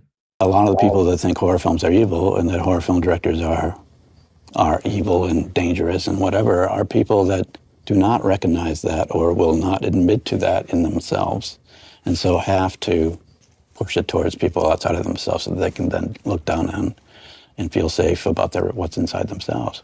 And I think those are the dangerous people, really. Those are the people. And that's one of the things that you would hear about Wes Craven all the time is that, like, certainly I thought of him when I was a kid. I was just like, who is this crazy madman and everything who's making these crazy films? And then when you finally see interviews and stuff with him, he's a teddy bear. He's just a nice guy. You hear every single, you never think anything spooky's coming out of this dude. He's almost anti-spooky. He's almost just like a nice grandpa. Wes was a great guy. He made some great messed up movies and stuff like that. But man, oh man, one of the best. Bullet can snap and, climb the tower with a rifle. I always found it an irony that, the same people that would support a war or, live a lifestyle that would require entire third world countries to be put in near slavery would at the same time be appalled by somebody that did something that was only effective within a certain closed, dark room called a movie house. People often ask me, why do people want to go and be scared? And my answer is that people don't want to go and be scared. They are scared. Quite often my audiences are the outcasts, the kids with the long hair and blacks and Hispanics and people that society thinks, discounts. And they're quite often the absolute quickest to grasp what I'm doing. It's very true. And if you look at Wes's films and stuff like that, he ended up, just putting a decent fair amount of different types of people in films and stuff like that. I mean, think of Serpent and Rainbow and think of The People Under the Stairs and stuff like that. He was doing more than just your standard crap, Faster than the civilized critics and people that supposedly are supposed to have heads on their shoulders. So it's interesting to me that we have such a resistance in some ways to immigration and immigrants in the United States because they bring in this enormous amount of energy and richness of other cultures. In my mind, part of a sort of a Republican way of looking at the world, very paternalistic, lots of guns, and thinking of the minorities as kind of dirty and stupider. Price of that. I won't be touching political topics because I'll get yelled at. And how important it is to try to get our mind outside of that paradigm and look at everybody as a potential resource for building our own humanity. My theory is that's how humanity has worked since the dawn of time, by the way, but that's okay. Is that when you do a horror film, it's almost like you construct a very complex character that has all sorts of things hanging off of him or her. The past and what mom thought and what their friends think you should do and everything else, and one by one you kill them and you get rid of it until you end up with this core persona, the hero or the heroine, that knows exactly what's going on, still has goodness, but is able to kick ass and take names and stays awake, and that's what it's all about. I feel very much like the real stakes that are going on in the planet insofar as humankind is concerned is consciousness. Are we going to be awake or are we going to be asleep? And the only way to we're always going to be asleep. Wes, I hate to tell you, he's gone here and he isn't going to be able to see it, but we're always going to be asleep because it's easier. It's always easier. To get rid of the boogeyman is to stay awake. And my feeling was it's time to stop dreaming. And I guess that's become the theme of my entire work. It's time to wake up. Okay. The Fast and the Furious movies in Japan have a different name. It's called Wild Speed. The first movie... I mean, we got some crazy names for all the Fast and Furious movies and stuff like that. Could they get crazier? They just might. Fast and Furious is called Wild Speed. Then it's Wild Speed X2. Then X2. Okay. It's Wild Speed X3 Tokyo Drift. Wild Speed Max. Okay, all right. So at least they are falling under the same stupid dumbass problems that we are. So it's nice to know that the problem is spread worldwide. Wild Speed Mega Max, and then 6 is Wild Speed Euro Mission, and 7 is Wild Speed Sky Mission, Wild Speed Ice Break, and then Hobbs and Shaw is called Wild Speed Super Combo. Fast and Furious 9 is called Wild Speed Jet Break, and then Fast and Furious X, or Fast X, is called Wild Speed Fire Boost. It fucking rules.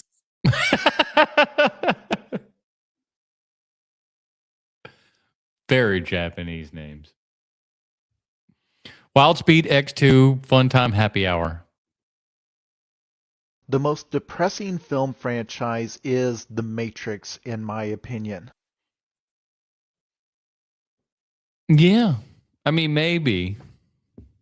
I don't know what angle he's going from, but like the first movie, undeniable, man. When Neo flies off at the end there, and the Rage Against the Machine comes on, and the lights go up, you were like, "What the hell have we even just seen?" And if they had stopped from that point on, you had one of the best sci-fi movies of all time, But you couldn't leave well enough alone. We had to go do 2 and 3, which were not awful. They're not the worst things in the world. They're not great. We covered them on Patreon during the pandemic and everything. So if you want to go down to patreon.com/HMP, join up at any level, you can scroll all the way back to the pandemic era, and we're reviewing all the Matrix movies and stuff like that. So those are good episodes, but I'm not going to say that we had the best of time. They are making a 5th film in the franchise, even though Part 4 did not go down very well. Yeah, Part 4 sucked. As bad as Parts 2 and 3 were, Part 4 was even worse. Part 4 was a stinky McStinkerson. I hated that movie. Maybe didn't hate might be a strong word. I highly disliked that movie. It wasn't good. The magic was not there. It's over. And now we're trying to do yet another one. What a mistake. This time they were doing it without the Wachowskis. And ultimately, it's because it's the studio that decides whether or not a franchise goes on, not the. I think people need to realize this at the end of the day. Is like, if the studio owns it, and in this case they do, and in most cases they end up owning it, and they want to do something with it, and you don't, tough nuggets. Creators. But in fact, all of the sequels have met with some backlash from the fans. The way the original film was structured, it kind of required them to undo some of their own lore in order to keep the franchise going. But you can say that about a lot of film franchises. I mean, everybody regards the film Jaws as a masterpiece, even though it had many sequels that were. Yeah, it is. You don't have to worry about those other Jaws films. Jaws just exists. And we can treat The Matrix the same way as well, you know. And as far as I'm concerned, it still is. Like I've still got a framed Matrix poster that I bought all the way back in 2002 or 3. I got it framed up, and I still got it. And you know, how's it going back there, pal? All terrible. But what sets The Matrix apart is that the original 1990 film had such a profound impact on the culture that it permanently changed the language. But the people who adopted that language were some of the worst people in the world. The concept of taking the red pill would get adopted by basically every hate group on the internet. Yeah, but like, you know, you can't control who takes your stuff. To the point that nobody else can use it. They have totally co-opted the idea. I think that's a stupid statement to make. I don't like when we make, you know, blanketed statements like that. It's like, well, no one else can say this now. It's like, I don't think so. And even worse, if you hear people online talking about how the Matrix is real and you need to break out of your mind prison, you can bet that they're immediately going to start talking about how aliens built the pyramids. It became associated with people saying, don't trust what the mainstream media tells you. You shouldn't. I used to work for media. Trust me. Don't believe in what the media tells you. If you think that you can believe the people who are paid by advertisers that to tell you the truth all the time, you're a ding dong. You're stupid if you think that people that are paid by other people. No, that's not how that works. That's so stupid. The people who insist that science is real. And that is too bad, because I honestly believe that the symbolism of this film, even though it is just a silly action movie, is legitimately important. Of just being aware that there are lots of things in society that are designed to kind of shape your behavior without you being aware of it. Though we are constantly bombarded with those things, that's correct. That it sets these invisible boundaries on what you're allowed to think and what kind of life you're allowed to lead.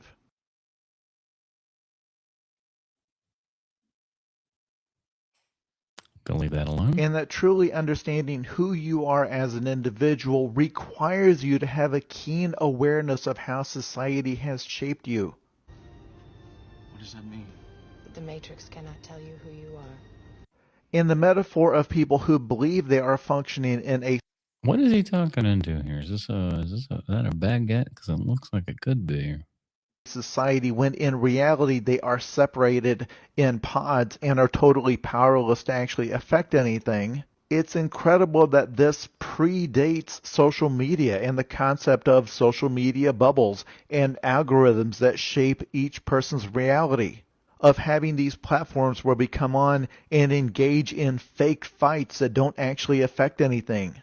Listen, I gotta say, Jason, this is a great kind of parallel here. I like the juxtaposition that this is kind of like, their own little trapped world here, that they're arguing, they're fighting, they're doing all of these things, but yet that's not making a difference. I like it. People who think they're doing activism just by reposting memes. If anything, their metaphor was about 10 to 15 years too early. And it really does seem like it's only going to get more relevant as time goes on. You have to understand that in the decades leading up to that film, we had lots of movies about robots taking over the world. And it was The Matrix that was saying it doesn't have to look like that. That you can have a system that sucks the humanity out of you just by drowning you in shallow comforts. And that any really profound change to that system would mean giving up those comforts. That's what I keep trying to tell people. Everybody likes to complain about things, but trust me, if some of those complaints got rectified and we lost out on certain things, there'd be some jawing. There'd be some jawing. That's all I'm saying. A crowd-pleasing action film that can sneak an important idea into the public consciousness is not a small thing. I think the original film from 1999 was a legitimately powerful idea packaged in a way that any average person could understand it. But in the past 25 years, it just seems like the studio has continued to try to squeeze more and more money out of the franchise, while the ideas themselves have gotten co-opted by cranks. Yeah, it's a lose-lose for everybody. So again, you should have taken your one movie and take your ball and go home. But we want too much. We're greedy little piggies these days, and we got to have what we got to have. Can you guess the horror movie from these clues? Okay, we're back again, everybody. Let's see how bad I screw it up this time. Welcome back to What Is It Wednesday, the horror movie trivia game where I give you 6 clues to guess the horror movie, with the first clue being as vague as possible. Now, I want everybody to know, as you will see, because I'll probably screw this up and it'll all look terrible. I don't watch these videos. I don't get this far. And the last clue pretty much gives it away. Rules are simple. Don't cheat. Don't forget to pause the video after every clue for a chance to answer. All right, here we go. You guys know the rules. Let's give it a shot here. I'm gonna make the screen bigger for myself so I can kind of see. Here we go. With that said, let's get started. Here's your first clue. The director of this film originally wanted this movie to be in black and white. The Blu-ray release of this movie does have that black and white version. Okay.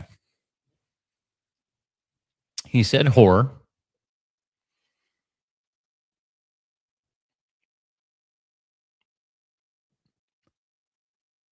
I'm just going to take a quick stab at the one clue. See if I can get it right. See if I can hit a homer with this one. I don't know.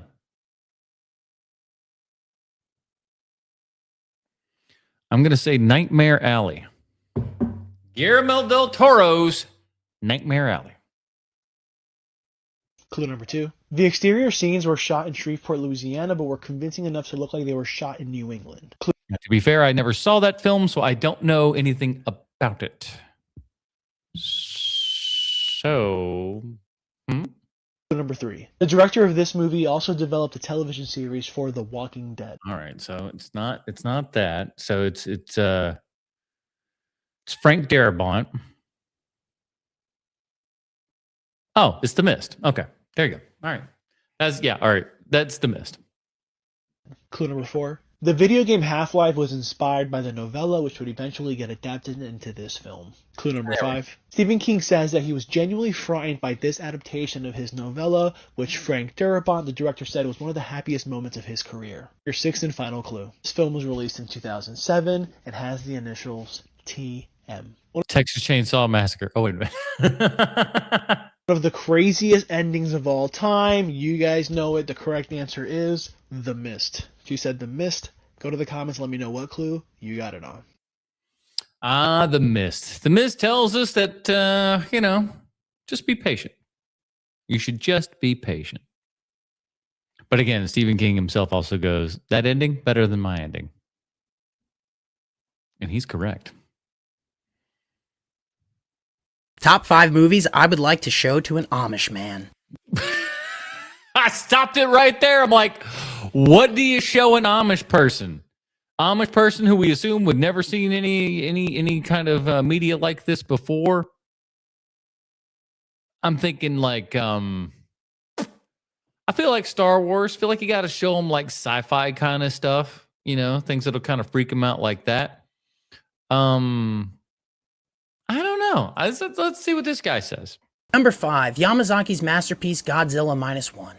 It's an interesting way to start, but okay, let's hear him. I love the movie. I would show this to the Amish man because he probably has never seen Japanese people before. And he doesn't have the internet. He doesn't not have books. I would like to be there with him for his first time. And if he's he's just watching his face going, what do you think? What do you think? What do you think? What do you think? Yeah, he looks different than you. What do you think? I'm just trying to gauge your interest. What do you think of the Japanese man on the television? frightened by Godzilla, I'm there to comfort him. Number 4, Grogan's masterpiece Unabomber in his own words, the Ted Kaczynski story. I'd show it to him and say, this was another man who lived in the woods and hated technology. It is a fine line that you must walk carefully, Mordecai. Number 3, Asbury and Cook's masterpiece Spirit, Stallion of the Cimarron. Of the Cimarron. I would show this to him because I don't know if he's ever seen animation before, and I'd want him to watch one with his good buddy the horse in it. And he could see what they are truly capable of, so much more than pulling a wagon. Number 2, the Lee masterpiece Brokeback Mountain. Oh, I'd show him this because 60s Wyoming is probably pretty similar to how he lives. And halfway through the movie, I'd gently place my hand on his leg, because at this point, I think I'd have a small crush on him. I don't know if it's all the movies or his old-fashioned nature, but I want to see what the vibe is. Number 1, the Cameron masterpiece, The Terminator. Yeah. We watched Brokeback Mountain. It went very well. He's been staying with me for several days. He loves it. He told me he wants to live here forever. Well, this was more of an experimental thing for me, and it's time for you to go home. Here's a movie about how bad technology is. You were right all along. Goodbye, Mordecai. I'll never forget the time we shared. Hey!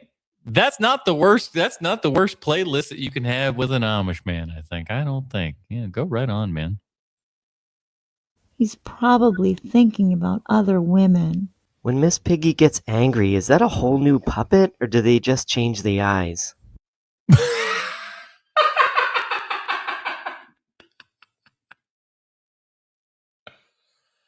Listen, ladies, it's what we think about, okay? We can't help it. We can't help it. Some of us want to focus on the more important things in life. I've watched A Nightmare on Elm Street 4, The Dream Master, at least 100 times, and that is a lot of times to watch a really crappy movie, and because number 4 is bad. 4 is bad. Somehow just noticed this. It's Freddy Friday, and today I want to talk about something in this movie that finally clicked with me after all these years. Quick refresher. The film picks up after A Nightmare on Elm Street 3 Dream Warriors with 3 survivors left, Kristen, Joey, and Kincaid. Kristen believes Freddy is coming back, and she's right. As the last of the Elm Street children, Freddy needs her because Kristen has the ability to pull people into her dreams, and that ability becomes the bridge that lets Freddy reach new victims. In a state of panic, Kristen calls upon her friend Alice. When Freddy offs Kristen, her last words to Alice are, "You'll need my power." A glowing ball of energy then transfers through Freddy into Alice, and from that moment on, something interesting starts happening. Is that what we would call it? I wouldn't call it that, but okay. While Freddy takes their souls, Alice begins absorbing pieces of who they were. Let's go in chronological order for the impact. First are the remaining Dream Warriors, Joey and Kincaid. Alice didn't really know them, but her connection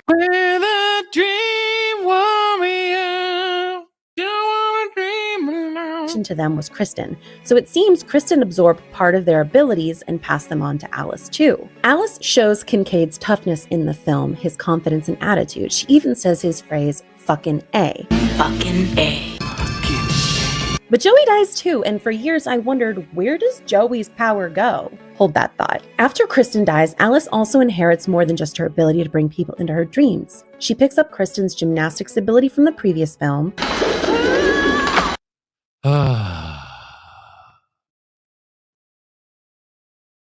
Whenever we just be bringing gymnastics into films, I'm always going like, what are we even talking about? And even the smoking habit Alice never had before. I don't smoke. Then when Sheila, especially with a match, Sheila dies, Alice suddenly shows a sharper intelligence and that whole mind over matter mentality that Sheila talked about. Mind over matter. This is it. Mind over matter. When her brother Rick dies, Alice inherits his martial arts ability. Because it was the 80s, man. We still had nunchucks everywhere because you had to. And unfortunately, a pretty questionable wig. And when Debbie dies, Alice gains that tougher, don't mess with me energy. Here, it's a good luck charm. Brings bad luck to the creep you flatten with it. It's subtle, but Brooke Thies, who played Debbie, actually has talked about that being the piece that Alice gets from her. So Alice slowly becomes this combination of all of them, but we still have that question, where does Joey's power go?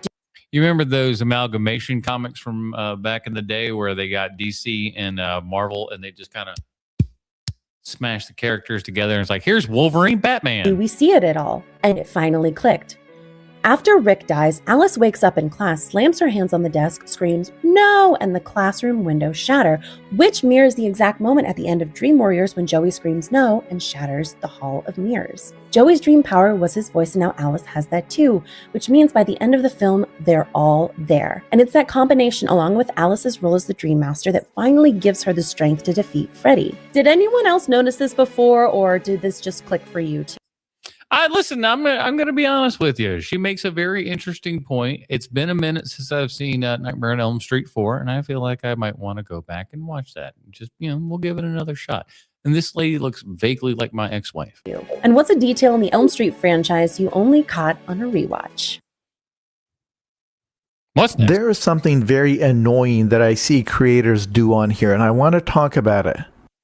I do too, and this isn't movie related, but this is content related. And I don't know what you know about me, but I got some thoughts. If you browse for just a few minutes on Reels or TikTok or YouTube Shorts, you will see somebody do it. You will see somebody take a microphone that was clearly intended to be pinned to a shirt and hold it right up to their mouth. And I ask you, what is wrong with you? Why are you broken? Why do you not understand how things are designed?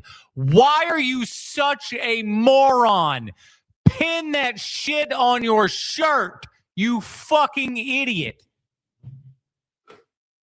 If you want to hold it, put it in a fucking mic stand and talk into it. Don't hold it in your hands like a dainty little idiot. What is wrong with you people? Get it together. I hate you people so much. Attach it to your shirt or don't fucking use it. God. Well, there's a reason why we do this, and the reason is actually fairly interesting. People are dumb. That's why they do it. They're dumb. On iPhone, I can't speak for Android, there is no control to turn up the volume of a microphone or the sensitivity or gain, as we say in the biz. They delegate such controls to the apps themselves, and in the apps where you make these videos, like TikTok or maybe if you guys didn't buy $2 mics, I don't know. Is that the reason why? Is that also the reason why I got to turn up every fucking video that is made with CapCut or whatever? Because the output on the video itself is ungodly low. And then all of a sudden at the end, which I cut out, you're welcome. The bloop at the end of that shit every time, I cut it out for your pleasure. You're welcome. You guys got to stop buying shitty microphones or something. I'm telling you. This goes into the phone. This little guy goes into the bottom of the phone. This little guy magnetically attaches to my shirt. And that's how you do it. Or you put it inside of this thing and then you talk into it like that. Why? If you're holding it like this, you're a dickhead. And if you're doing it because you're like, oh, the volume's not loud enough, you have a piece of shit microphone, I guess. Reels, there also is no knob to turn up the volume of your microphone. And for some reason, the default volume is very, very quiet. So because you bought a $30 microphone or $30 or less microphone. Quiet that if I put this microphone down on my shirt where it belongs, it would be very difficult to hear me. No. Let's hear it. Now, it is true that in the TikTok app, there is this slider to turn up the volume. What? You mean in an editing thing, you can actually adjust the volume up and down of stuff? Jason, don't tell me. Of your voice while you're editing, but this slider, if you turn it up to the max, increases the volume by like 3%. In Reels, you can't increase it at all. This is what it looks like when you access it. It says what you recorded, that was the max. You can only make it quieter. Jason, you got some money. Spend $100 on a fucking microphone, my mans. Spend $150 on a microphone and save your life. Stop buying shit, people. You buy shitty $30 or less microphones from TikTok and you go, why does this sound like ass? I don't know. You paid $30 for a piece of electronics from China? If you paid them $30, I promise you it costs $2 fucking to make. And for some reason, when iOS updated to 26, external microphone volume was cut in half or lower. The only way to get sound that is normally every single fucking TikTok that you've ever heard me make, I've made with this thing on. I don't adjust the volume at all. It's dead ass nothing. I'm on an iPhone. Y'all buy shitty mics. Equalized with the other stuff you are hearing on your phone is to take the microphone and hold it 1 inch from your mouth. It is very annoying. No. Sorry. All of this truly came before even all of that. It came from assholes like Straw Hat Goofy, who had his iPhone thing, and it was just like the mic is supposed to dangle from here. It's designed to dangle from here, but he had to hold it up like this, and he was doing this shit the entire time. And every fucking dickhead on the internet decided to mimic that and just and really spawn one of the worst trends in all of video history. This holding it shit. No, it doesn't matter what brand microphone you use. Hollywoodland. It's a perfectly fine microphone.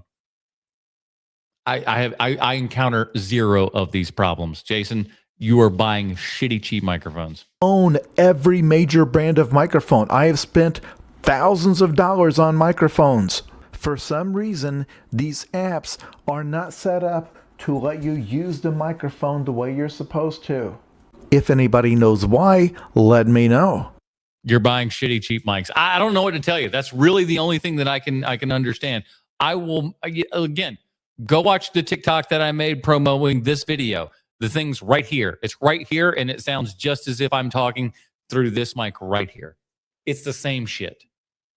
Why is it so difficult for the rest of you?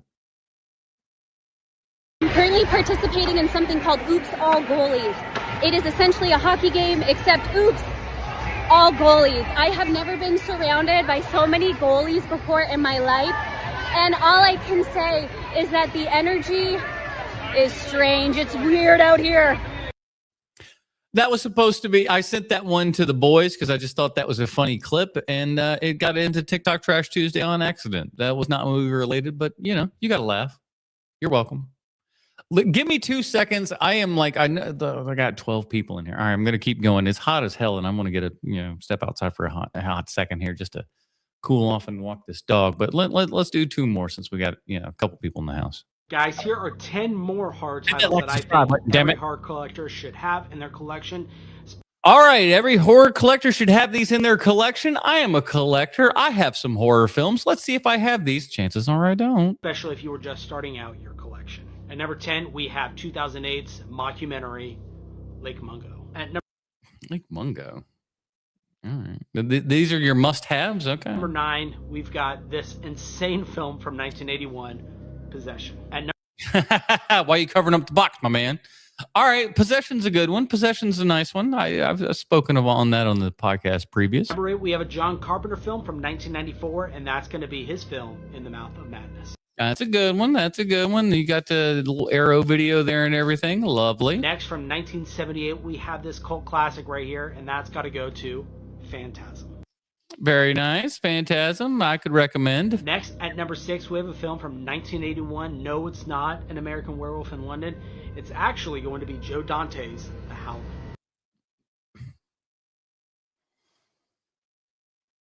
I'm An American Werewolf in London over The Howling. I don't know how you guys feel. Moving on to number 5 from 19... Lake Mungo's a good watch. Good. I mean, it's just, it seems weird for a quick horror top 10. 70, we have a film from Tobe Hooper. It's actually a miniseries, and that's going to be Salem's Lot. At number 4, guys, from 2005, we have this very claustrophobic type movie from Neil Marshall, and that's going to be The Descent. At number 3, guys, from I never made it through The Descent. I got bored, and I think the maybe it was on DVD or something like that I was watching. It looked like ass, and I was just like, I can't watch this. 2007, we have this Halloween staple that I think must be watched every year, and that's going to be Trick or Treat. And number 2. Again, that was another one that like everybody liked, but like I couldn't get into it. I never really. We have a film from 2004 that kicked off a whole subgenre of horror and an entire franchise. That's going to be James Wan's Saw.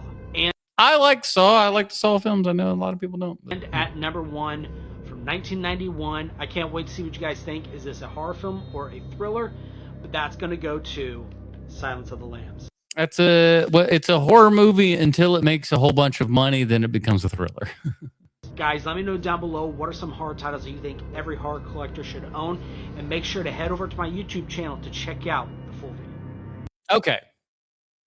Every horror fan should own your kind of your Mount Rushmores, your Nightmare on Elm Street, your Halloween, your Friday the 13th, your Hellraiser.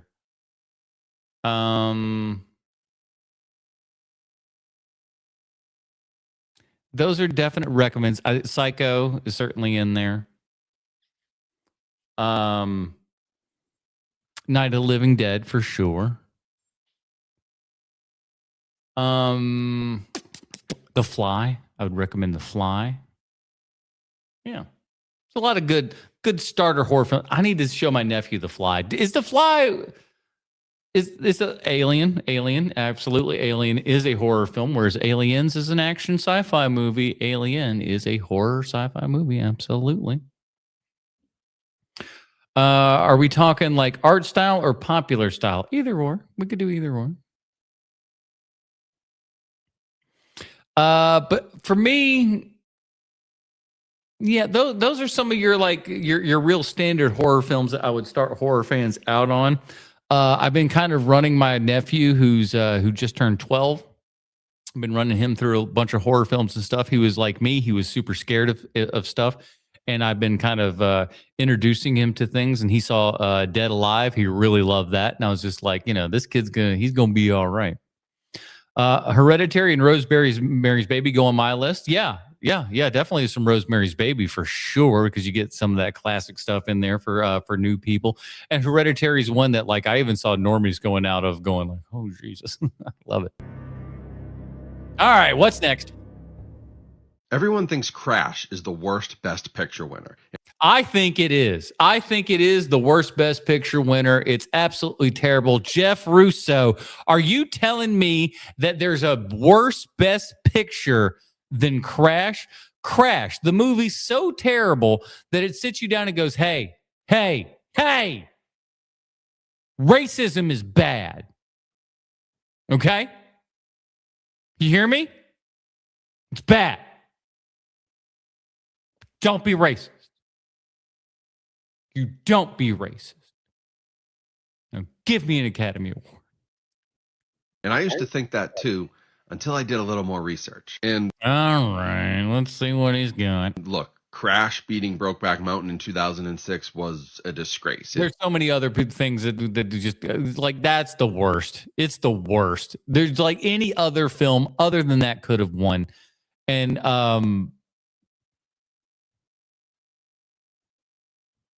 do I say the controversial thing? Scientology might be why Paul Haggis won that Oscar. It's literally just an after-school film with a budget. I don't. It's not even a good after-school film. It's not even a good after-school movie. Understand why it was chosen, but hey, you know why it was chosen. You don't know why it was chosen. It was chosen because it was written for every liberal white Hollywood person to say, if you don't vote for this, you're a racist. And guess what? They all fucking believed it. They all believed that if they didn't vote for this movie, they themselves were racist. That's why this movie won an Academy Award, because old white people didn't want other people to think they were racist. That's why the movie won. Period. At least Crash had something to say, because this other film did not. It's 1953 and Cecil B. DeMille made a movie about, get this, a circus, trapeze artist. Charlton Heston was the circus manager. It has barely any plot. It's called The Greatest Show on Earth. Well, most circuses don't really have a plot. They're just kind of like a scene to scene to scene thing.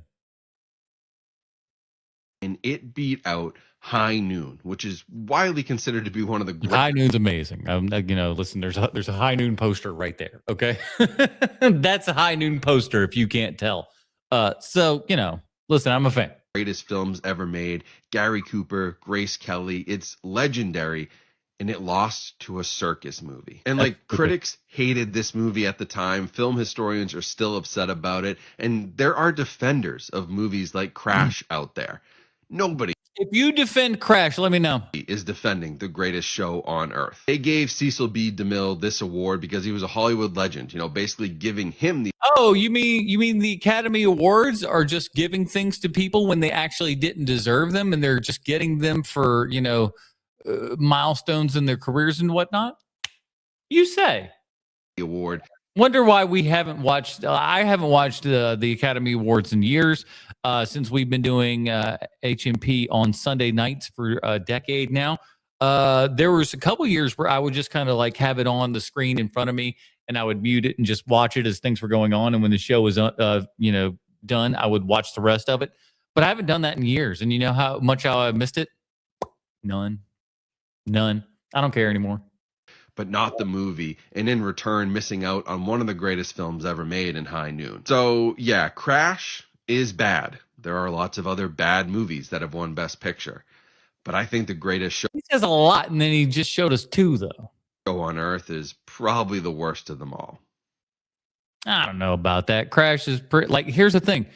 Crash had you understand why they did that for that movie. They're honoring Cecil B. DeMille, right? Why they do it for Crash, though? Outside of, old white people thinking I'm not racist if I vote for this one. I only watch silent films, not these talkies. Oh, is it worth watching as a so bad it's good thing? It's tough. It's tough because I don't even know if it's I don't even know if it's good enough on that level. What I would suggest to you is watch a couple of clips on YouTube, and if you giggle at those, then maybe you might want to watch it as kind of a bit of a laugh, have a couple of adult beverages and laugh at the silly after school special about racism. That you could do. But see if you're gonna respond that way. Don't be plopping down no money ahead of time now. Film Bros in 1926. Real films don't need dialogue to say something. Charlie Chaplin is popular, but he's a hack. Buster Keaton is an artist. I don't think Listen, there are people that think like that right now. I'm not gonna lie to you. anyone's going to be able to top the train going at the screen. I paid. The train arrival. That train arrival. Okay, outside of that, we can't top that. You're not topping that, man. You can't get better than that. The projectionist $1 so I can see as many movies as I want in 1 month. If I see 2 movies a month, it pays for itself. You haven't seen The Cabinet of Dr. Caligari? You have to see it. Oh my God, absolutely. I mean, I don't know how you're going to be able to see it because it's not in theaters anymore. Do you see that the Lumiere brothers split up? I think August is so much better than the other one. What's his name? Talkies are just...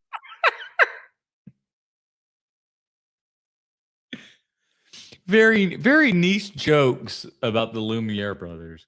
Wow. Just a fad. Why do they call them movies? They move. They don't talk. I'm into foreign films like German Expressionism.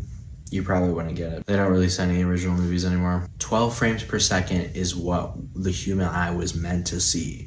Oh my God. It's so great. This is so very accurate of things that could have easily been said over times. Because there were arguments for what, frame rates were and the actual, where things fall off for the human eye and the persistence of motion, be it the thing of how many images that you see to where all of a sudden it looks, smooth enough for you. And I was just thinking about this the other day is that, in 24 frames is a very specific thing that they decided in order for that persistence of motion to actually still be there, but also at the same time be able to save enough film to where they weren't going overboard with stuff. So they really were thinking about a cost-cutting fashion from the beginning. 24 frames per second looks just weird and fast. The stop motion animation looks so fake. I wish someone could just animate it, generate it on a computer with on a computer, a thing that doesn't exist yet. Imagery. When movies moved from the Nickelodeons to the theaters, it just never was the same. Yeah, I'd rather be, looking at the little tiny screens and stuff. I don't want to watch a movie on a big screen with a bunch of people. I want to watch it with a small screen by myself.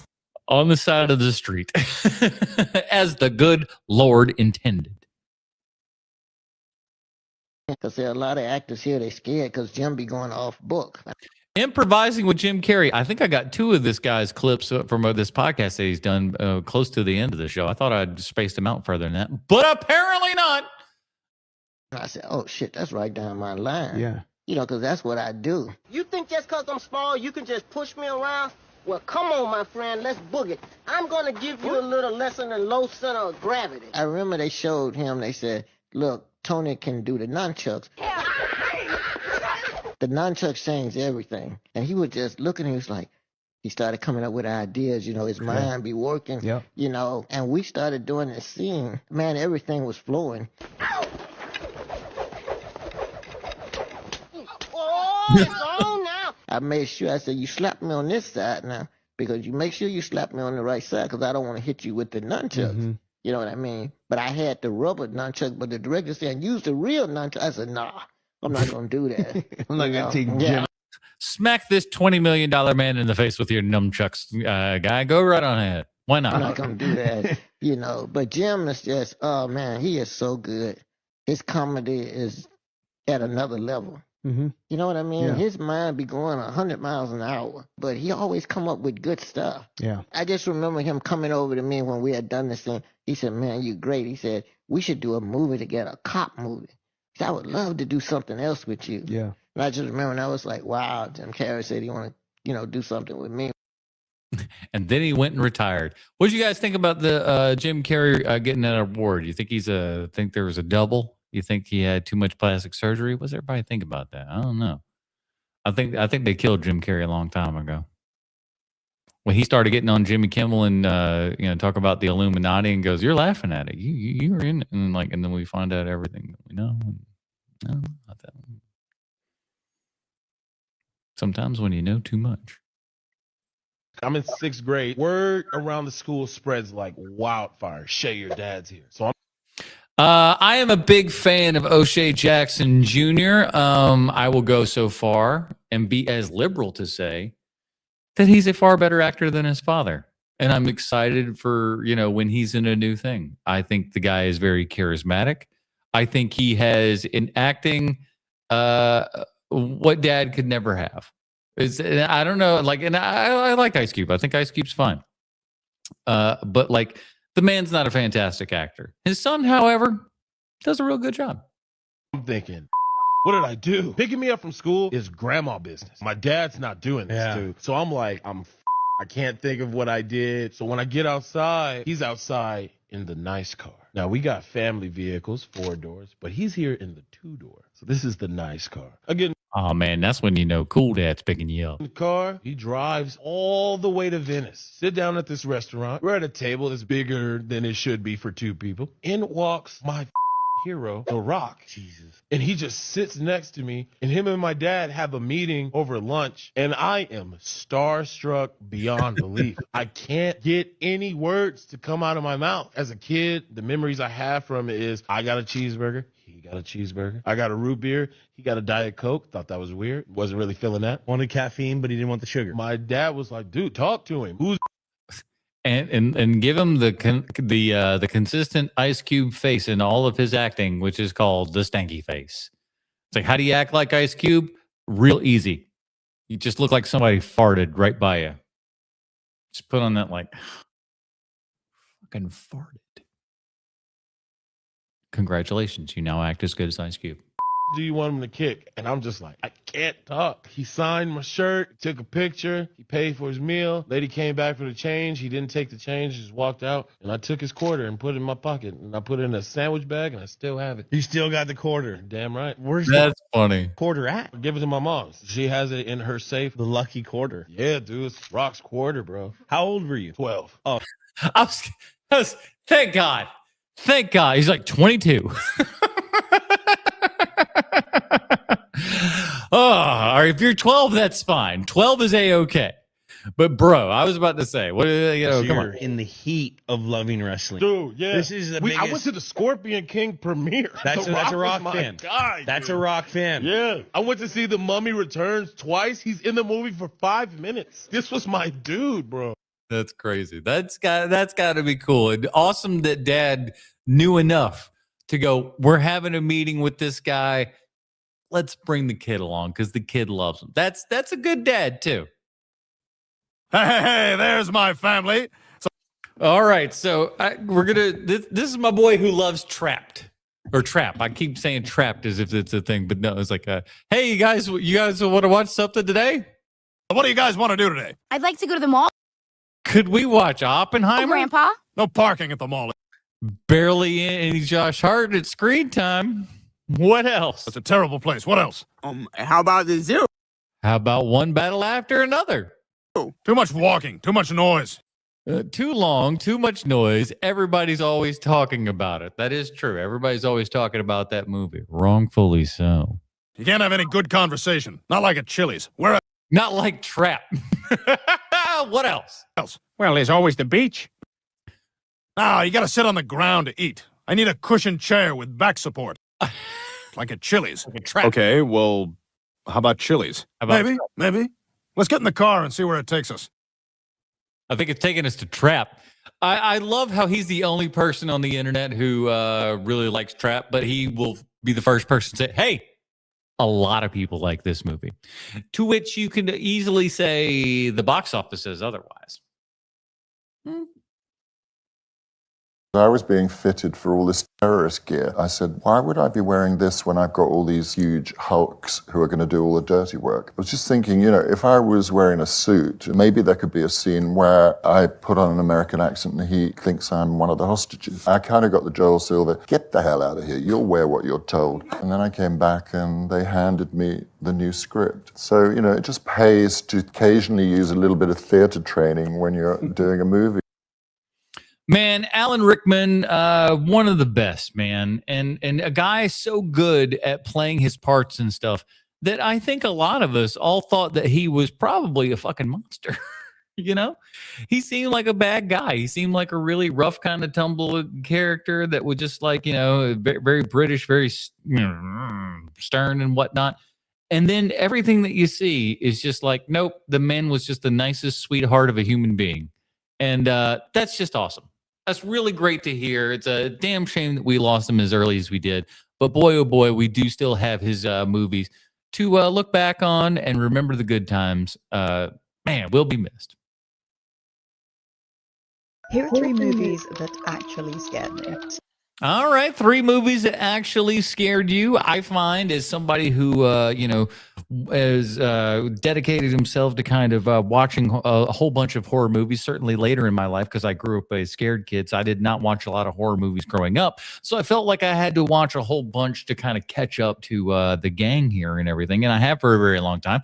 Let's see if I agree with her on what is and ain't scary. Starting off with a more recent one, Bring Her Back. Love it, love it, love it, love it, love it, love it, love it, love it. How old what's her face didn't get a nomination for that movie this year? Don't know. Bring Her Back, fantastic. And I'd love to see anything else coming out of those YouTube boys.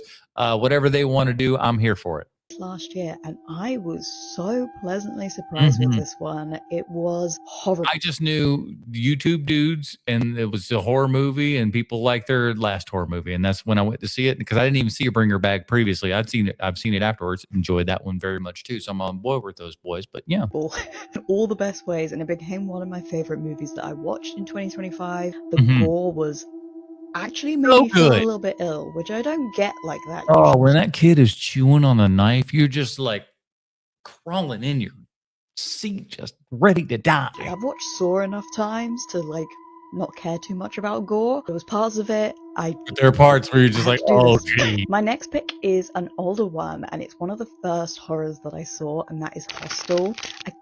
All right, I like Hostel a whole bunch. Again, it's not really like jump scary, but it's gory. Like the gore in it has ingrained into my brain, and I can't get rid of it. And my final pick, I like that movie. I know that there's a lot of folks that don't get down with the what got labeled as the torture porn era and stuff like that, and I understand why. I get it. I can get, but to me, part of, and again, once I was somebody who didn't like horror movies, didn't like gory stuff for the longest of time, but eventually when I kind of started seeing it for the art form that it was, that's when I really started to appreciate it, go like, oh, what they're actually showing us here and convincing us, this magic trick that we're seeing on film, that's when I kind of got on board. I was just like, oh, this is what we're seeing. And like, you don't always have to go like, oh, it's the grossest thing in the world. And maybe it is, but like, I don't know. It's like, it's art. It's art. Eventually you just got to go, it's just art. seems like a kind of obvious one, but let me tell you my story for a second. Hereditary. Oh, we've talked about it previously in the chat here and everything. Hereditary, it was great.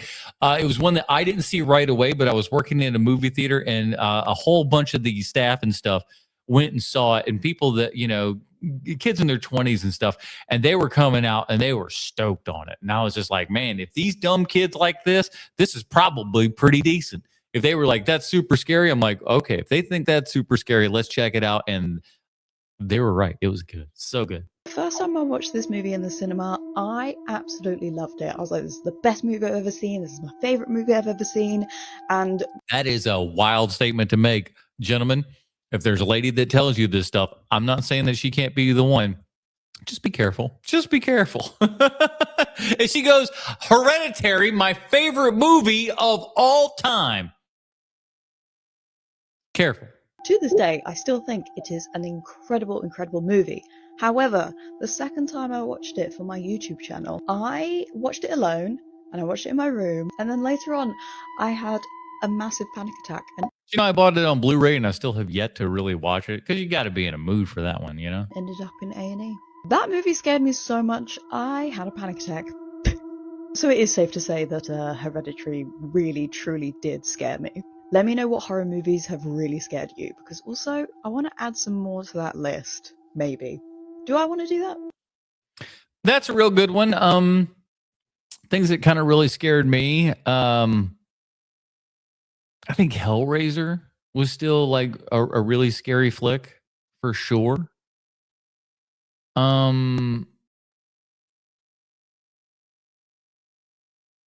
The Exorcist is an easy one, obviously it's just kind of like your standard sort of there. But like I said, that Bring Her Back was great. Talk to Me was another one from the same directors there and everything. That was really great. Nice and gory and stuff like that. So yeah. What film is overrated? Sinners. Agreed. You can't say it in public because the world will shun you. Even though I believe that Sinners is a really good movie, I enjoyed it. Is it overrated? 100% it's overrated. For sure.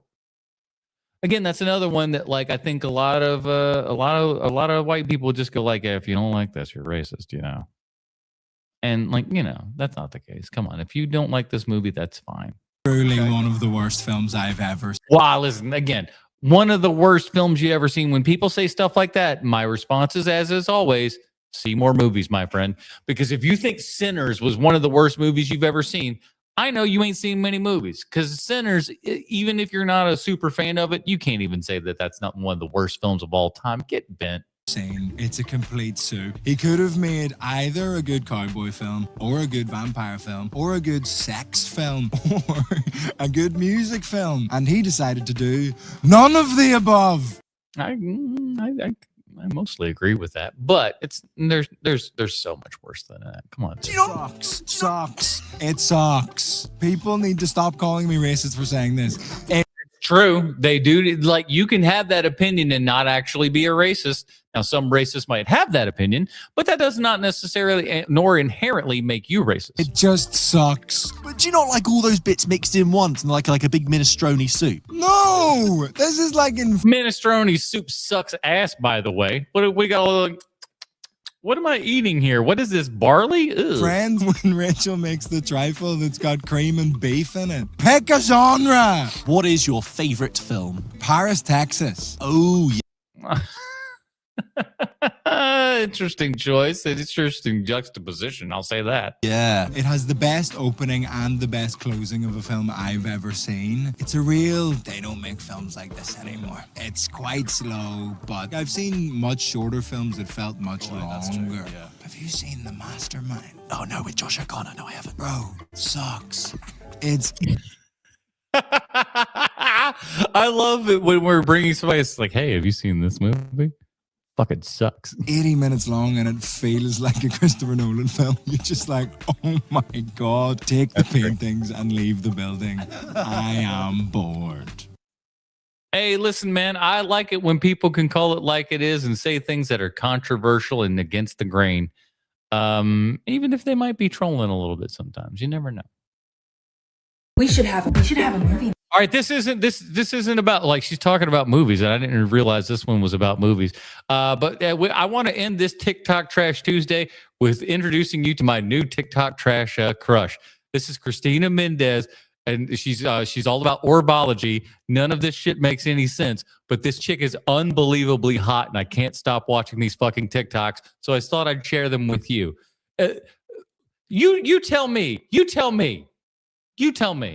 Yeah. Have you ever watched Nowhere? It's a very special service. Nowhere? Are we talking about the Greg Araki film Nowhere? No, she can't be talking about that. It streams everywhere. Yeah. Every everywhere. But you can only find it if you yourself are nowhere. Nowhere. Which is not an easy place to be. Sometimes it streams nothing. Me look. But mostly, it streams everything. From my favorite show, What the Funk is Going On? To our most successful film, Bees in Here? To Bees in There? Technically haven't made it yet. Yeah. Why would you not want to watch this? Nowhere comes to you when you're bored, brain empty, ready for something new. To fill the void.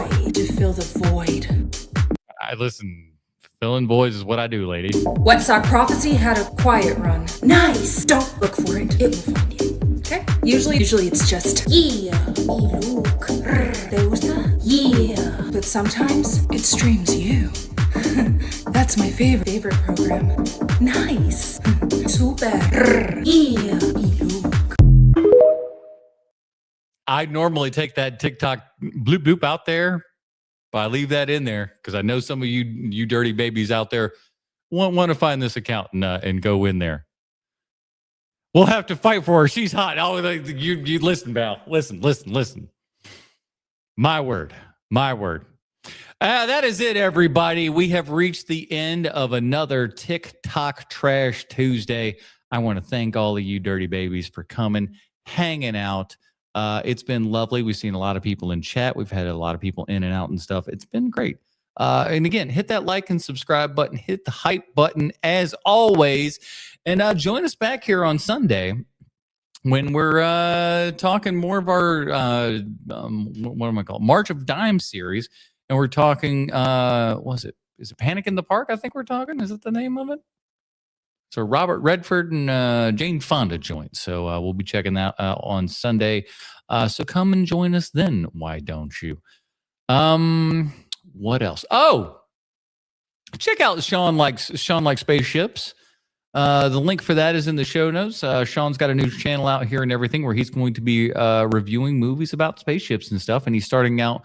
He's got a teaser trailer up there right now. And his first full review is going to be about Project Hail Mary. That's coming up in just a couple of days here and everything. He's going to be talking about that. He's read the book and whatnot. He's interested in the movie, and he's going to do a review of that on YouTube there. So check that out over at Sean Likes Spaceships. Links are in the show notes below. And again, check us out every Sunday where we're just doing our regular half-ass movie podcast. And for the love of all that is sweet and holy, I did a full YouTube video. It's less than 7 minutes long, so it's literally like so little of your time. Go check out my fried rice and Jackie Chan video here on YouTube. I make fried rice and I talk about Jackie Chan and talk about how those two things are related and they have so much in common, Jackie Chan and fried rice. So check out that video on the main YouTube channel as well. Hit the like and subscribe. Like the video's got good, has a good like to watch ratio. The watch time is up, but for whatever reason, YouTube isn't kicking that out to people. So go watch that video. Do me that big giant favor. I'd love you so much. Leave a comment. Just say "dirty baby" as your comment or something like that. That's all we ever need over there. That is it, everybody. Join us next week for another TikTok Trash Tuesday. And you know what? We'll see you then. Adios, everybody.